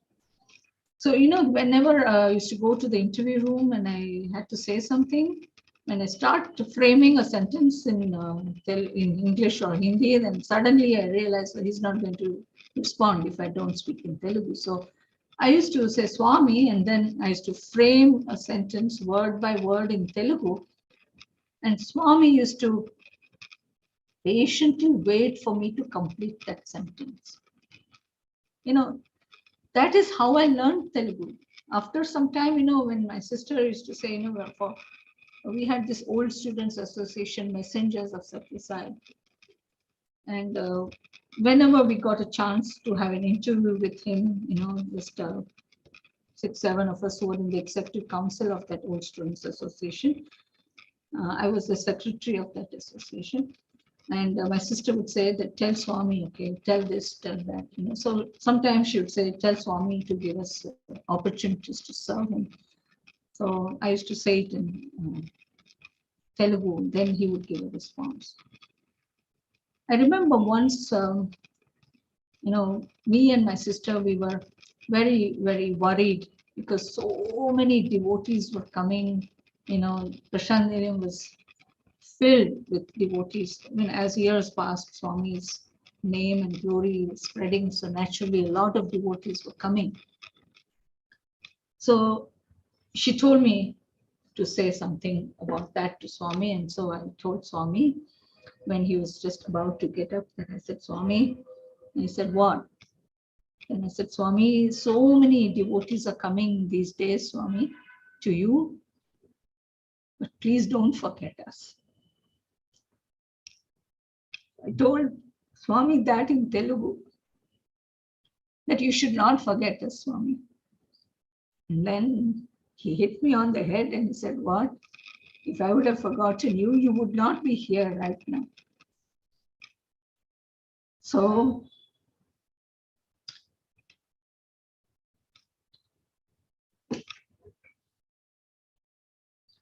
once I'll probably conclude this part about mother, father with this. I don't know if any of you have heard, there was this Dr. Arreja, and he was Swami's personal physician.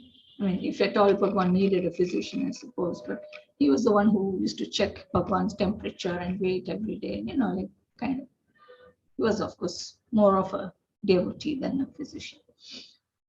But Swami gave him closeness as a doctor. So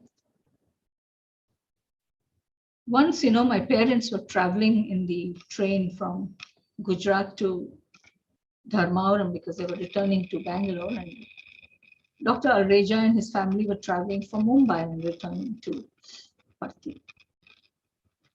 And somehow in the duration of that journey, train journey, they happened to meet.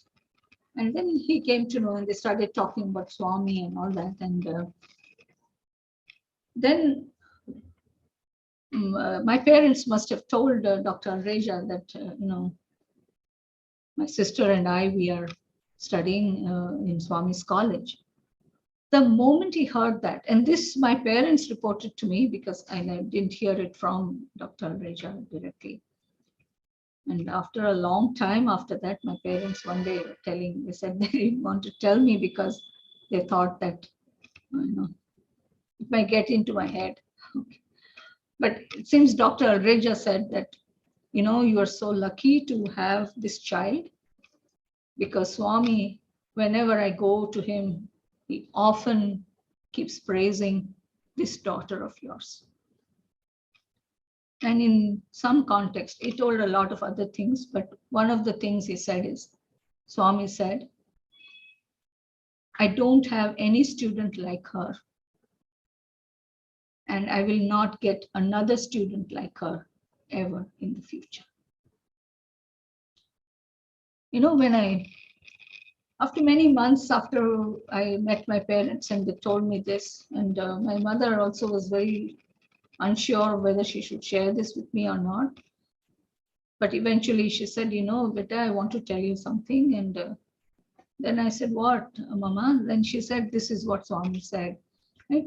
It is in a way a kind of a burden and responsibility when Swami says something like that.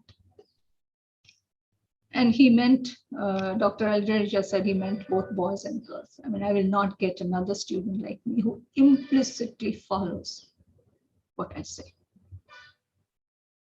So, my journey with Swami as a parent, it's like there are a lot of things that I could have said, but I want to stop here because I want to say a little bit of something about Swami as a teacher, as a master. You can't separate these roles, of course. I hope you can all understand that mother is also a teacher, father is also a teacher, and a teacher is also a mother and father or parent. So you can't really separate these roles, but I was trying to do that. So I thought how impossible it is to separate in Bhagwan the mother and the father and the teacher. But one or two things I think I will tell you. We used to celebrate the annual day of the Messengers of Sathya, that is the Old Students Association of the Girls' Campus, every Christmas. The Swami gave us that date.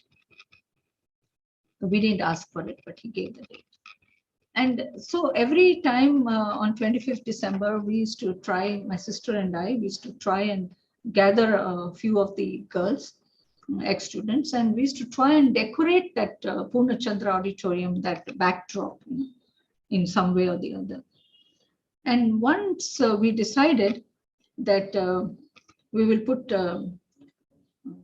Peter on the one side, and we did that, carving on copper, metal. It was a good work that was done by our artists, our students who are artists, ex-students. And on the other side, we put, Jesus and Mahavishnu. But when we were preparing the thing, Mahavishnu was on the ground, the whole shape of Mahavishnu, and we were painting it, and Swami came to the stage when the auditorium was closed, but we were working there inside the auditorium. And I was so excited, I told Swami. Then he, of course, immediately said, oh, this is Mahavishnu. Said, yes, Swami. But Swami was standing on the other side, where the head was. I was standing at the feet of Mahavishnu. So I said, Swami, come this side, come on this side, and then you can see it properly. And what did he say? God looks the same, no matter which side you look from. So this was the message that Swami gave. And about the same time, Peter, we were doing it on thermocol, and we had put it on the men's side where the public sits, that side on that ground we had put. This was on the stage, Mahavishnu, but Peter was, shaping and painting and all that was on the ground.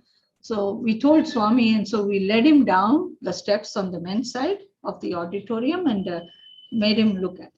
So, how foolish I was. I suppose many times we forget that he's God. And I thought Swami will see and he will recognize that this is Peter. So I said, Swami, this is Peter. Swami kept looking. He didn't respond. So I concluded that Swami didn't recognize or doesn't know who Peter is. So I said, Swami, he's the disciple of Jesus. And he said, I know. And he started walking away. And I said, Swami, he's the disciple of Jesus. I thought Swami needs to be told, okay. And why was he looking at Peter for that long? I realized later when he started walking away saying, I know, Peter, cheater. So, you know, Swami was keeping in mind, I hope you all know that Peter denied Jesus 3 times. And Swami called him Peter, cheater. So all that was probably revolving in Swami's mind as he was, you know, kind of staring and looking at that Peter, that shape which was on the ground. Now, then, you know, once, because we know that Bhagwan likes us to, you know, have respect for all religions. So we decided, we got a whole big dormitory for us to do that work.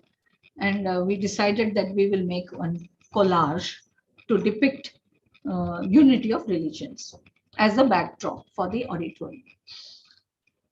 And after we finished everything, we brought it to the stage, and then we fixed it on the screen, okay, behind Swami's chair and all that. And just as we had finished it, Swami came. Okay, let me share that with you. I just want to show you that screen. See, this is what we had made. Okay, and somewhere here, you know, where this where these Buddhist monks, you can see this orange color with the, you know, bald head. There was supposed to be Swami's door opening. It was huge. This is just a small picture that I'm showing you, but when we made it, it filled that backdrop. This was only a sample so that we can start with it and then build up on the basis of that. And, you know, Swami used to be very sweet to us about it all. And so he looked at everything and all that. It didn't take very long. And as he was walking away, we said, Swami, you liked it? He said, it's very nice. Then we said, Swami, where are you in this picture? Swami has not looked at this picture more than 30 seconds. Okay. But as he turned away and we were saying, Swami, did you see where you are? Then he said, of course, I know. I'm in the moon. So that is how, you know, Swami is so quick. You know, you think, all right, Swami didn't notice, but he did. You know, so that's that was one really amazing thing. Once I was, you know, doing the makeup for a character that was supposed to represent death in the play Everyman, and I was backstage when Swami came backstage, and he saw me doing the makeup for this character who was supposed to represent death. So Swami asked me, who is this? Then I said, Swami, death. Then I thought maybe I should say not death because that is an English word. So I said, Swami, Yama Dharmaraja. Then he asked me, how do you know that he looks like this? Because I had given him those fearful eyes and, you know, green eyeshadow and all that, and really made him look fearful. Then I said, Swami, it's just our imagination, our kalpana. Then he said, how do you know that he looks fearful and all that? And he went away. So you see, you know, he was looking at that character, not because he didn't understand me saying death. Even when I said Yama Dharmaraja, he was looking at closely at that character's face makeup because he wanted to say that it is us human beings who paint or picture Yama Dharmaraja as somebody fearful. Actually, he's supposed to be quite angelic and radiant. Okay, maybe one last thing. Can I conclude with one more last thing? Mr. Ravinder. Okay.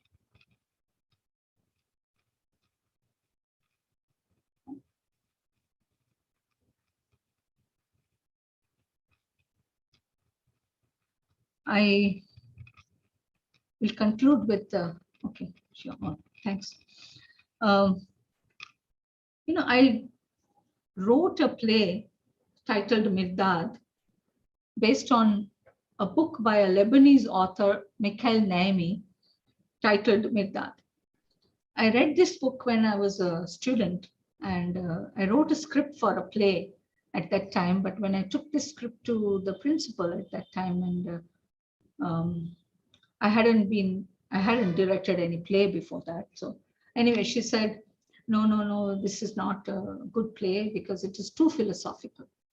And Swami will like to have a little bit of a comedy in between. So the script was rejected.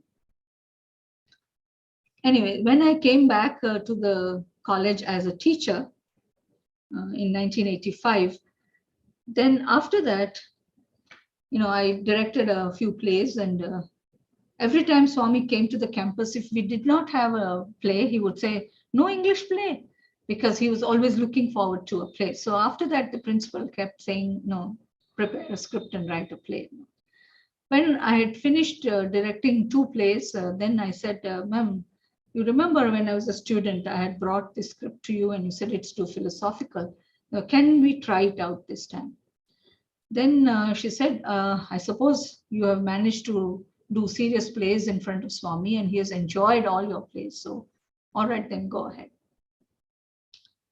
Now, incidentally, you see, this play was written many years before, but I remember reading the preface to this play. And in that play, the one person called, I think, Ramdas or somebody, he's translated this play. He has converted this book of Mikhail Naimi into a play. And it, of course, runs into many pages. It is a thick book. It has many scenes and all that.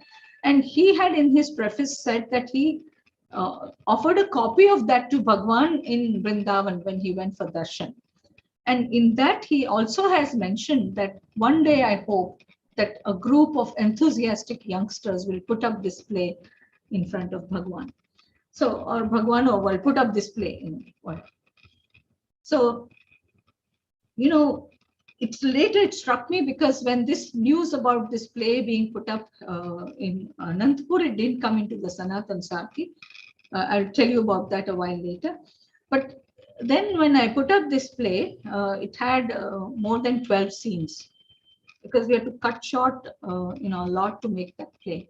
And I knew that Bhagwan would not watch at least a play or a drama done by girls, which was more than 25-30 minutes. But this was 45 minutes. I was very tensed that maybe Swami will stop the play. He has done that before for other people. Anyway, so I was backstage and suddenly, the curtain, the main curtain which closes in the front for the change of scene, that gave us a little bit of trouble, but it was not a major thing. So I went in the front of that curtain and I started, setting up something there. The Swami had brought Dr. Patel, C.G. Patel of Kampala, with him as a guest because he was on his way to Bangalore and he brought him. And later his wife told us that Dr. Patel, who was our family doctor when we were in East Africa, was telling her that throughout his journey from Anantapur to Whitefield or Bangalore, Swami only spoke about this play. And of course, he spoke about the director of that play.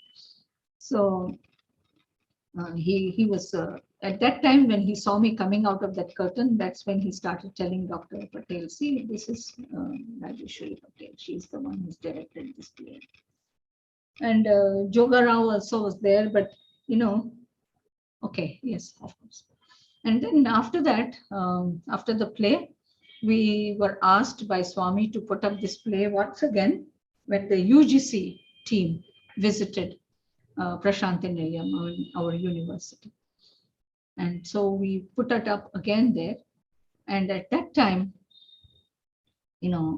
after the play was over and the UGC team was about to leave and all that, and we were also going to wind up and come back to Anantapur. That is a long story, as I don't have time. I'm just trying to cut it short. We wanted to leave. So before leaving, we went to me and the principal, we walked up to the bhajan, to the veranda to tell Swami that we are going. And somebody said that Swami has already gone to the, he's not come out from the interview room, he's gone inside and he's talking to the UGC team, inspection team. Then, but very soon after that, he came out. And the moment he saw us, he came to us and then he said that the UGC team was praising the play and said that it is an excellent play. It should be put up in all the cities of India. It has a beautiful message and all that. At that time, I remembered Sri Ravindra Gover was telling in the beginning when he was introducing me, such kind words he used for me. He said about how a teacher is a very important person. At that time, one thing that Swami said, he said it in Telugu, but I will tell you in English. He said, my students come from different parts of India and abroad. They come with different samskaras. But if the teacher is good, then I don't have to worry. So that is, an indirect way of saying that that's what we have to be. We have to be a good teacher to mold our students. But he added one more thing. He came nearer to me. He told me to take Pad Namaskar, and then he said, you have given me today a reason to hold my head high. So I will close with this by saying that all throughout my life from 1972 to now, that has been my endeavor, to give Bhagwan an occasion and a reason to hold his head high. So I don't want you to think that it was, a rosy stay. There were problems. Staying near Bhagwan is not so easy, nor is it easy to stay and study in Bhagwan's institution. But nothing deterred me, and I must say that I reconstructed myself from what I was, reconstructed my personality in a way that would please Bhagwan, and because I wanted Bhagwan to accept me as his instrument. And I wanted to work for Bhagwan's mission. So with these few words, I'd like to conclude and thank all of you for patiently listening to me. And as I said, whatever Bhagwan wanted me to share with you, I was able to remember. And since the time is short, I don't want to go beyond this. There are a lot more things which I have not shared with anyone before. But thank you so much for giving me I think you have given me more time than I was actually allotted. Thank you very much, Saira. Thank you very much, Professor Rajeshwari. We are really honored to have you here, and the experiences you shared really inspires us. I hope you don't mind taking a couple of questions. I've got a lot of questions from WhatsApp messages there. May I ask you, I've got around 20 questions in front of me. I've just shortlisted them towards 3. One is, Swami used to declare, my students are my property, so many times. What is the necessity, or what's the importance of that, declaring many times, my students are my property? The reason why I think Bhagwan used to say that is because a lot of people used to say, I remember even as a student, when Swami is a kind of a controversial figure in those early years when I came to Anantapur. Not everybody in the town had accepted him. People used to see the buildings, the cars, and all these institutions and whatever. They used to think that, Swami is very rich and wealthy, and he has all these buildings and all the other things. So that is what he wanted to say, and he wanted to tell the people that that is not my property. My real property that I can call mine are my students. So that is why I think he never said that, this big Prashant in Nilayam or the ashram in Whitefield, or this is not his property. He never considered that as his true property. Thank you. Another question comes here. How students, as you just mentioned, it's not easy to work there with Swami, and you have been there more than 50 years. And also not easy to study while in the Swami Institute, especially in Divine Presence. Now, how Swami used to make students feel that they are the part of a divine mission? How students used to get inspiration that we want to be the mission of Swami. We want to be the part of the mission of Swami. Because whenever Bhagwan used to interact with the students, I suppose he did a lot more of that interaction with the boys, but he used to, in the early years, come to Anantapur. So when he used to visit the campus, he used to keep us, updated, even in his discourses when he used to speak. And then when he used to come to Anantapur, we didn't have any translation. His speeches were only in Telugu. So, practically for the entire period when he used to speak, he was sharing his views and ideas. In fact, a lot of times he used to tell us about how he wanted a girl to be, how he wanted a girl student to be, and how we should carry ourselves, and all that. And at that time, he used to share, his work, his seva, and his mission and his vision.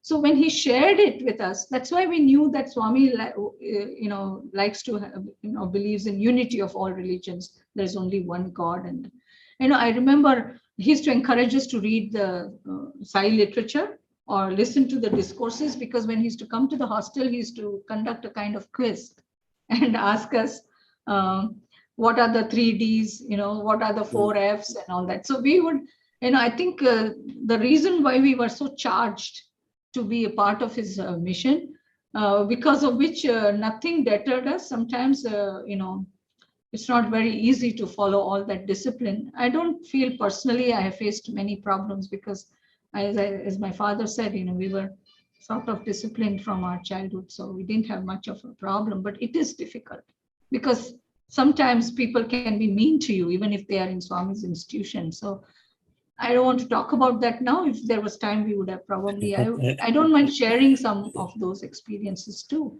of how Swami protected. But he kept telling us about his work, so that is how he made us feel that, we could be his instruments. Or in fact, at the Uti Samakos on the last day when we were going to leave at the valedictory function, he created this medallion with the map of India in the middle and then 18 diamonds all around.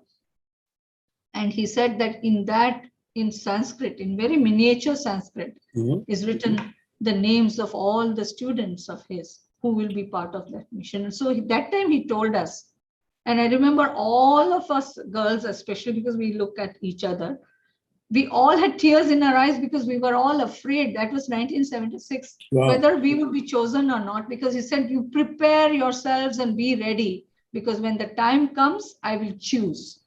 So that became a sort of a tension for all of us. We were all crying and weeping because we were afraid he may not choose us. So I think that's how Swami, Thank you very much. I've got one more question. I'm just reading from my mobile. It said that from where do you draw that confidence and strength, as stated many times, that you are always ready to talk when we're asked? I think I got it maybe just from Swami, I don't know. But I used to read a lot of Bhagwan's literature, and I used to read a lot of spiritual books. So I think that I was always thinking when I was reading. So I used to, rarely you'll find me talking about somebody. Yeah. Even when I was a student, somebody wants to find me, they'll know I'll be either in the library or in an empty room and sitting and reading. So I like to discuss ideas rather than people and events. So I think that it has sort of trained me to be able to speak. And I just feel confident because I know that Swami will, whatever he wills, that will come out of him. And I really can't explain it completely. Thank you very much for being with us today. And it was very inspiring. We can go on and on. There's no end to Swami Mahima and Lila. And we're looking forward to have you once again sometime. This Please. online interaction is not something I'm very, very comfortable with. Yes. So it is more like a conversation, I think. So I'm sorry about that. It's not a very formal speech. Okay. No, it's very nice. It's very inspiring. I'm getting so many messages and people really want you to come again. We are honestly blessed to have you here. I'm so indebted to you. Thank you very much. Sairam. We are moving to on bhajans and follow with the arti. Please be with us.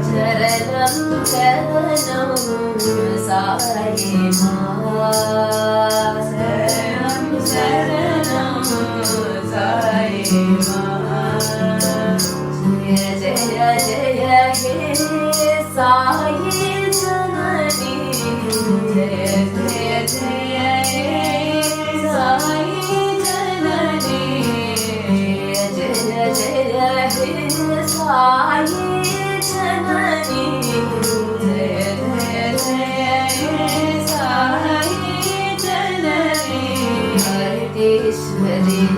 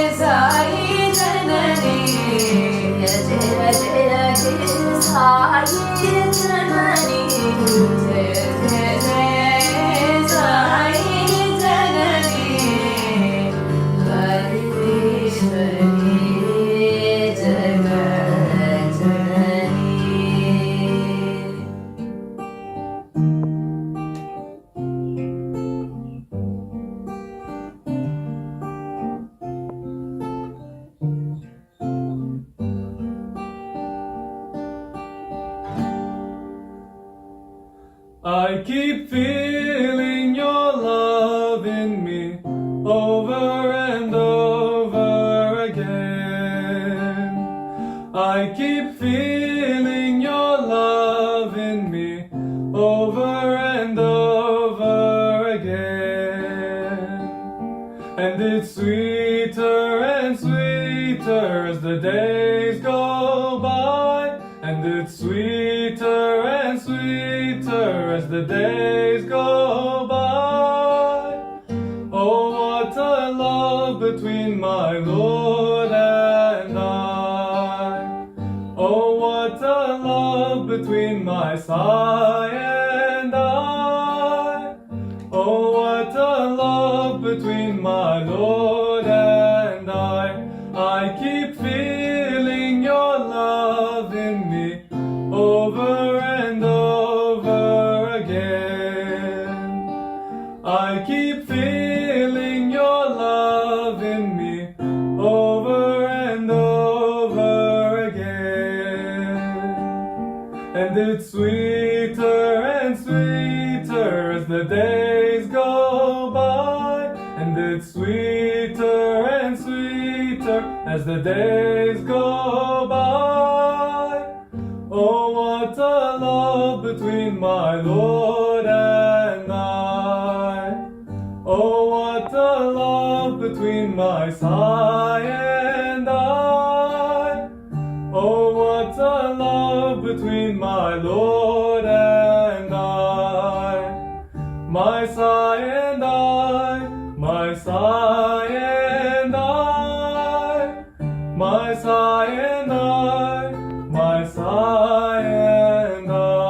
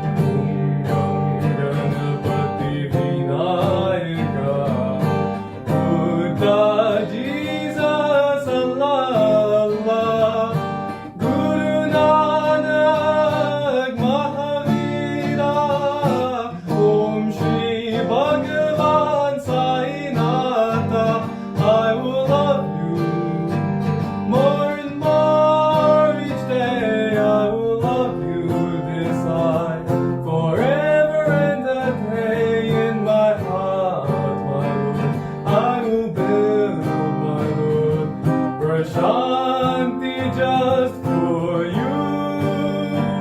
I will fill my heart with love, my Lord. If I love all, you know my love is true.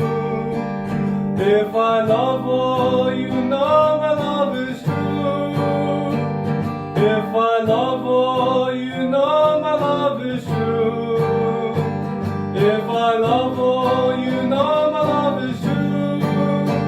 If I love all, you know my love is true. I will love you more and more each day. I will love you this time forever and a day. I will love you more and more each day. I will love you this time forever and a day. I will sing, my Lord. I will serve, my Lord. I will call your name every day. I will sing, my Lord. I will serve, my Lord. I will call your name every day. Gam Ganapati Vinayaka, Buddha, Jesus, Allah, Allah, Guru Nanak, Mahavira, Om Shri Bhagawan Sainata. I will love you more and more each day. I will love you this time forever and a day. In my heart, my Lord, I will build, my Lord, Prashanti just for you. I will fill my heart with love, my Lord. If I love all, you know my love is true. If I love all, you know my love is true. If I love all, you know my love is true. If I love all, you know my love is true. If I love all, you know my love is true.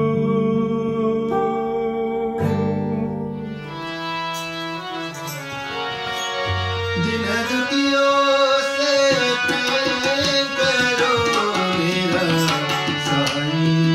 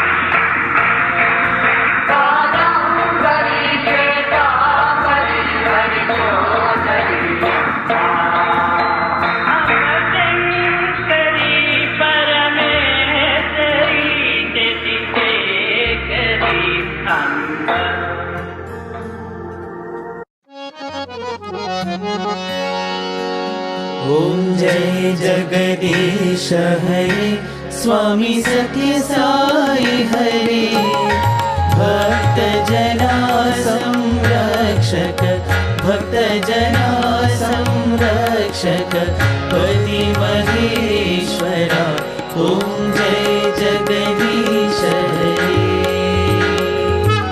शशिवदना श्रीकरा सर्वा प्राणपते स्वामी सर्वा प्राणपते आश्रित कल्पलतिका आश्रित कल्पलतिका आपदान्धवा ॐ जय जगदीश हरे పితా గురుదైవము మరి అంతయు నీవే స్వామి మరి అంతయు నీవే నాద బ్రహ్మ జగన్నాథ నాద బ్రహ్మ జగన్నాథ నాగేంద్రాశయన ఓం జయ జగదీశ హరే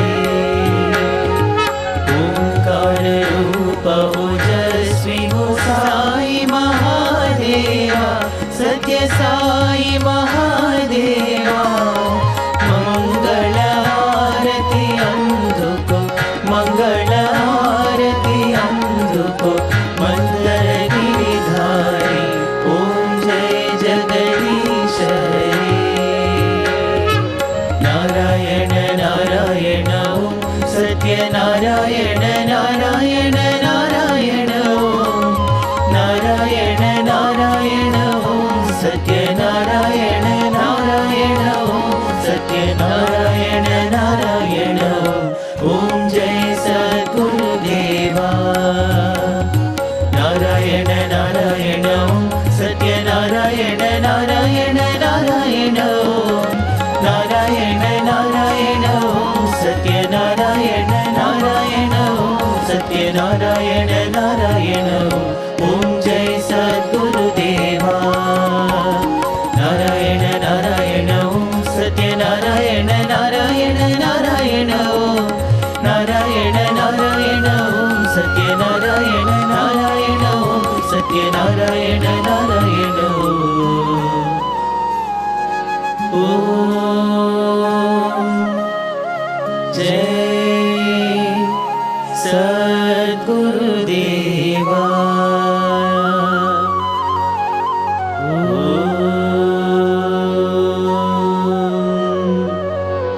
शांति शांति शांति समस्त लोकाः सुखिनो भवन्तु समस्त लोकाः सुखिनो भवन्तु समस्त लोकाः सुखिनो भवन्तु ॐ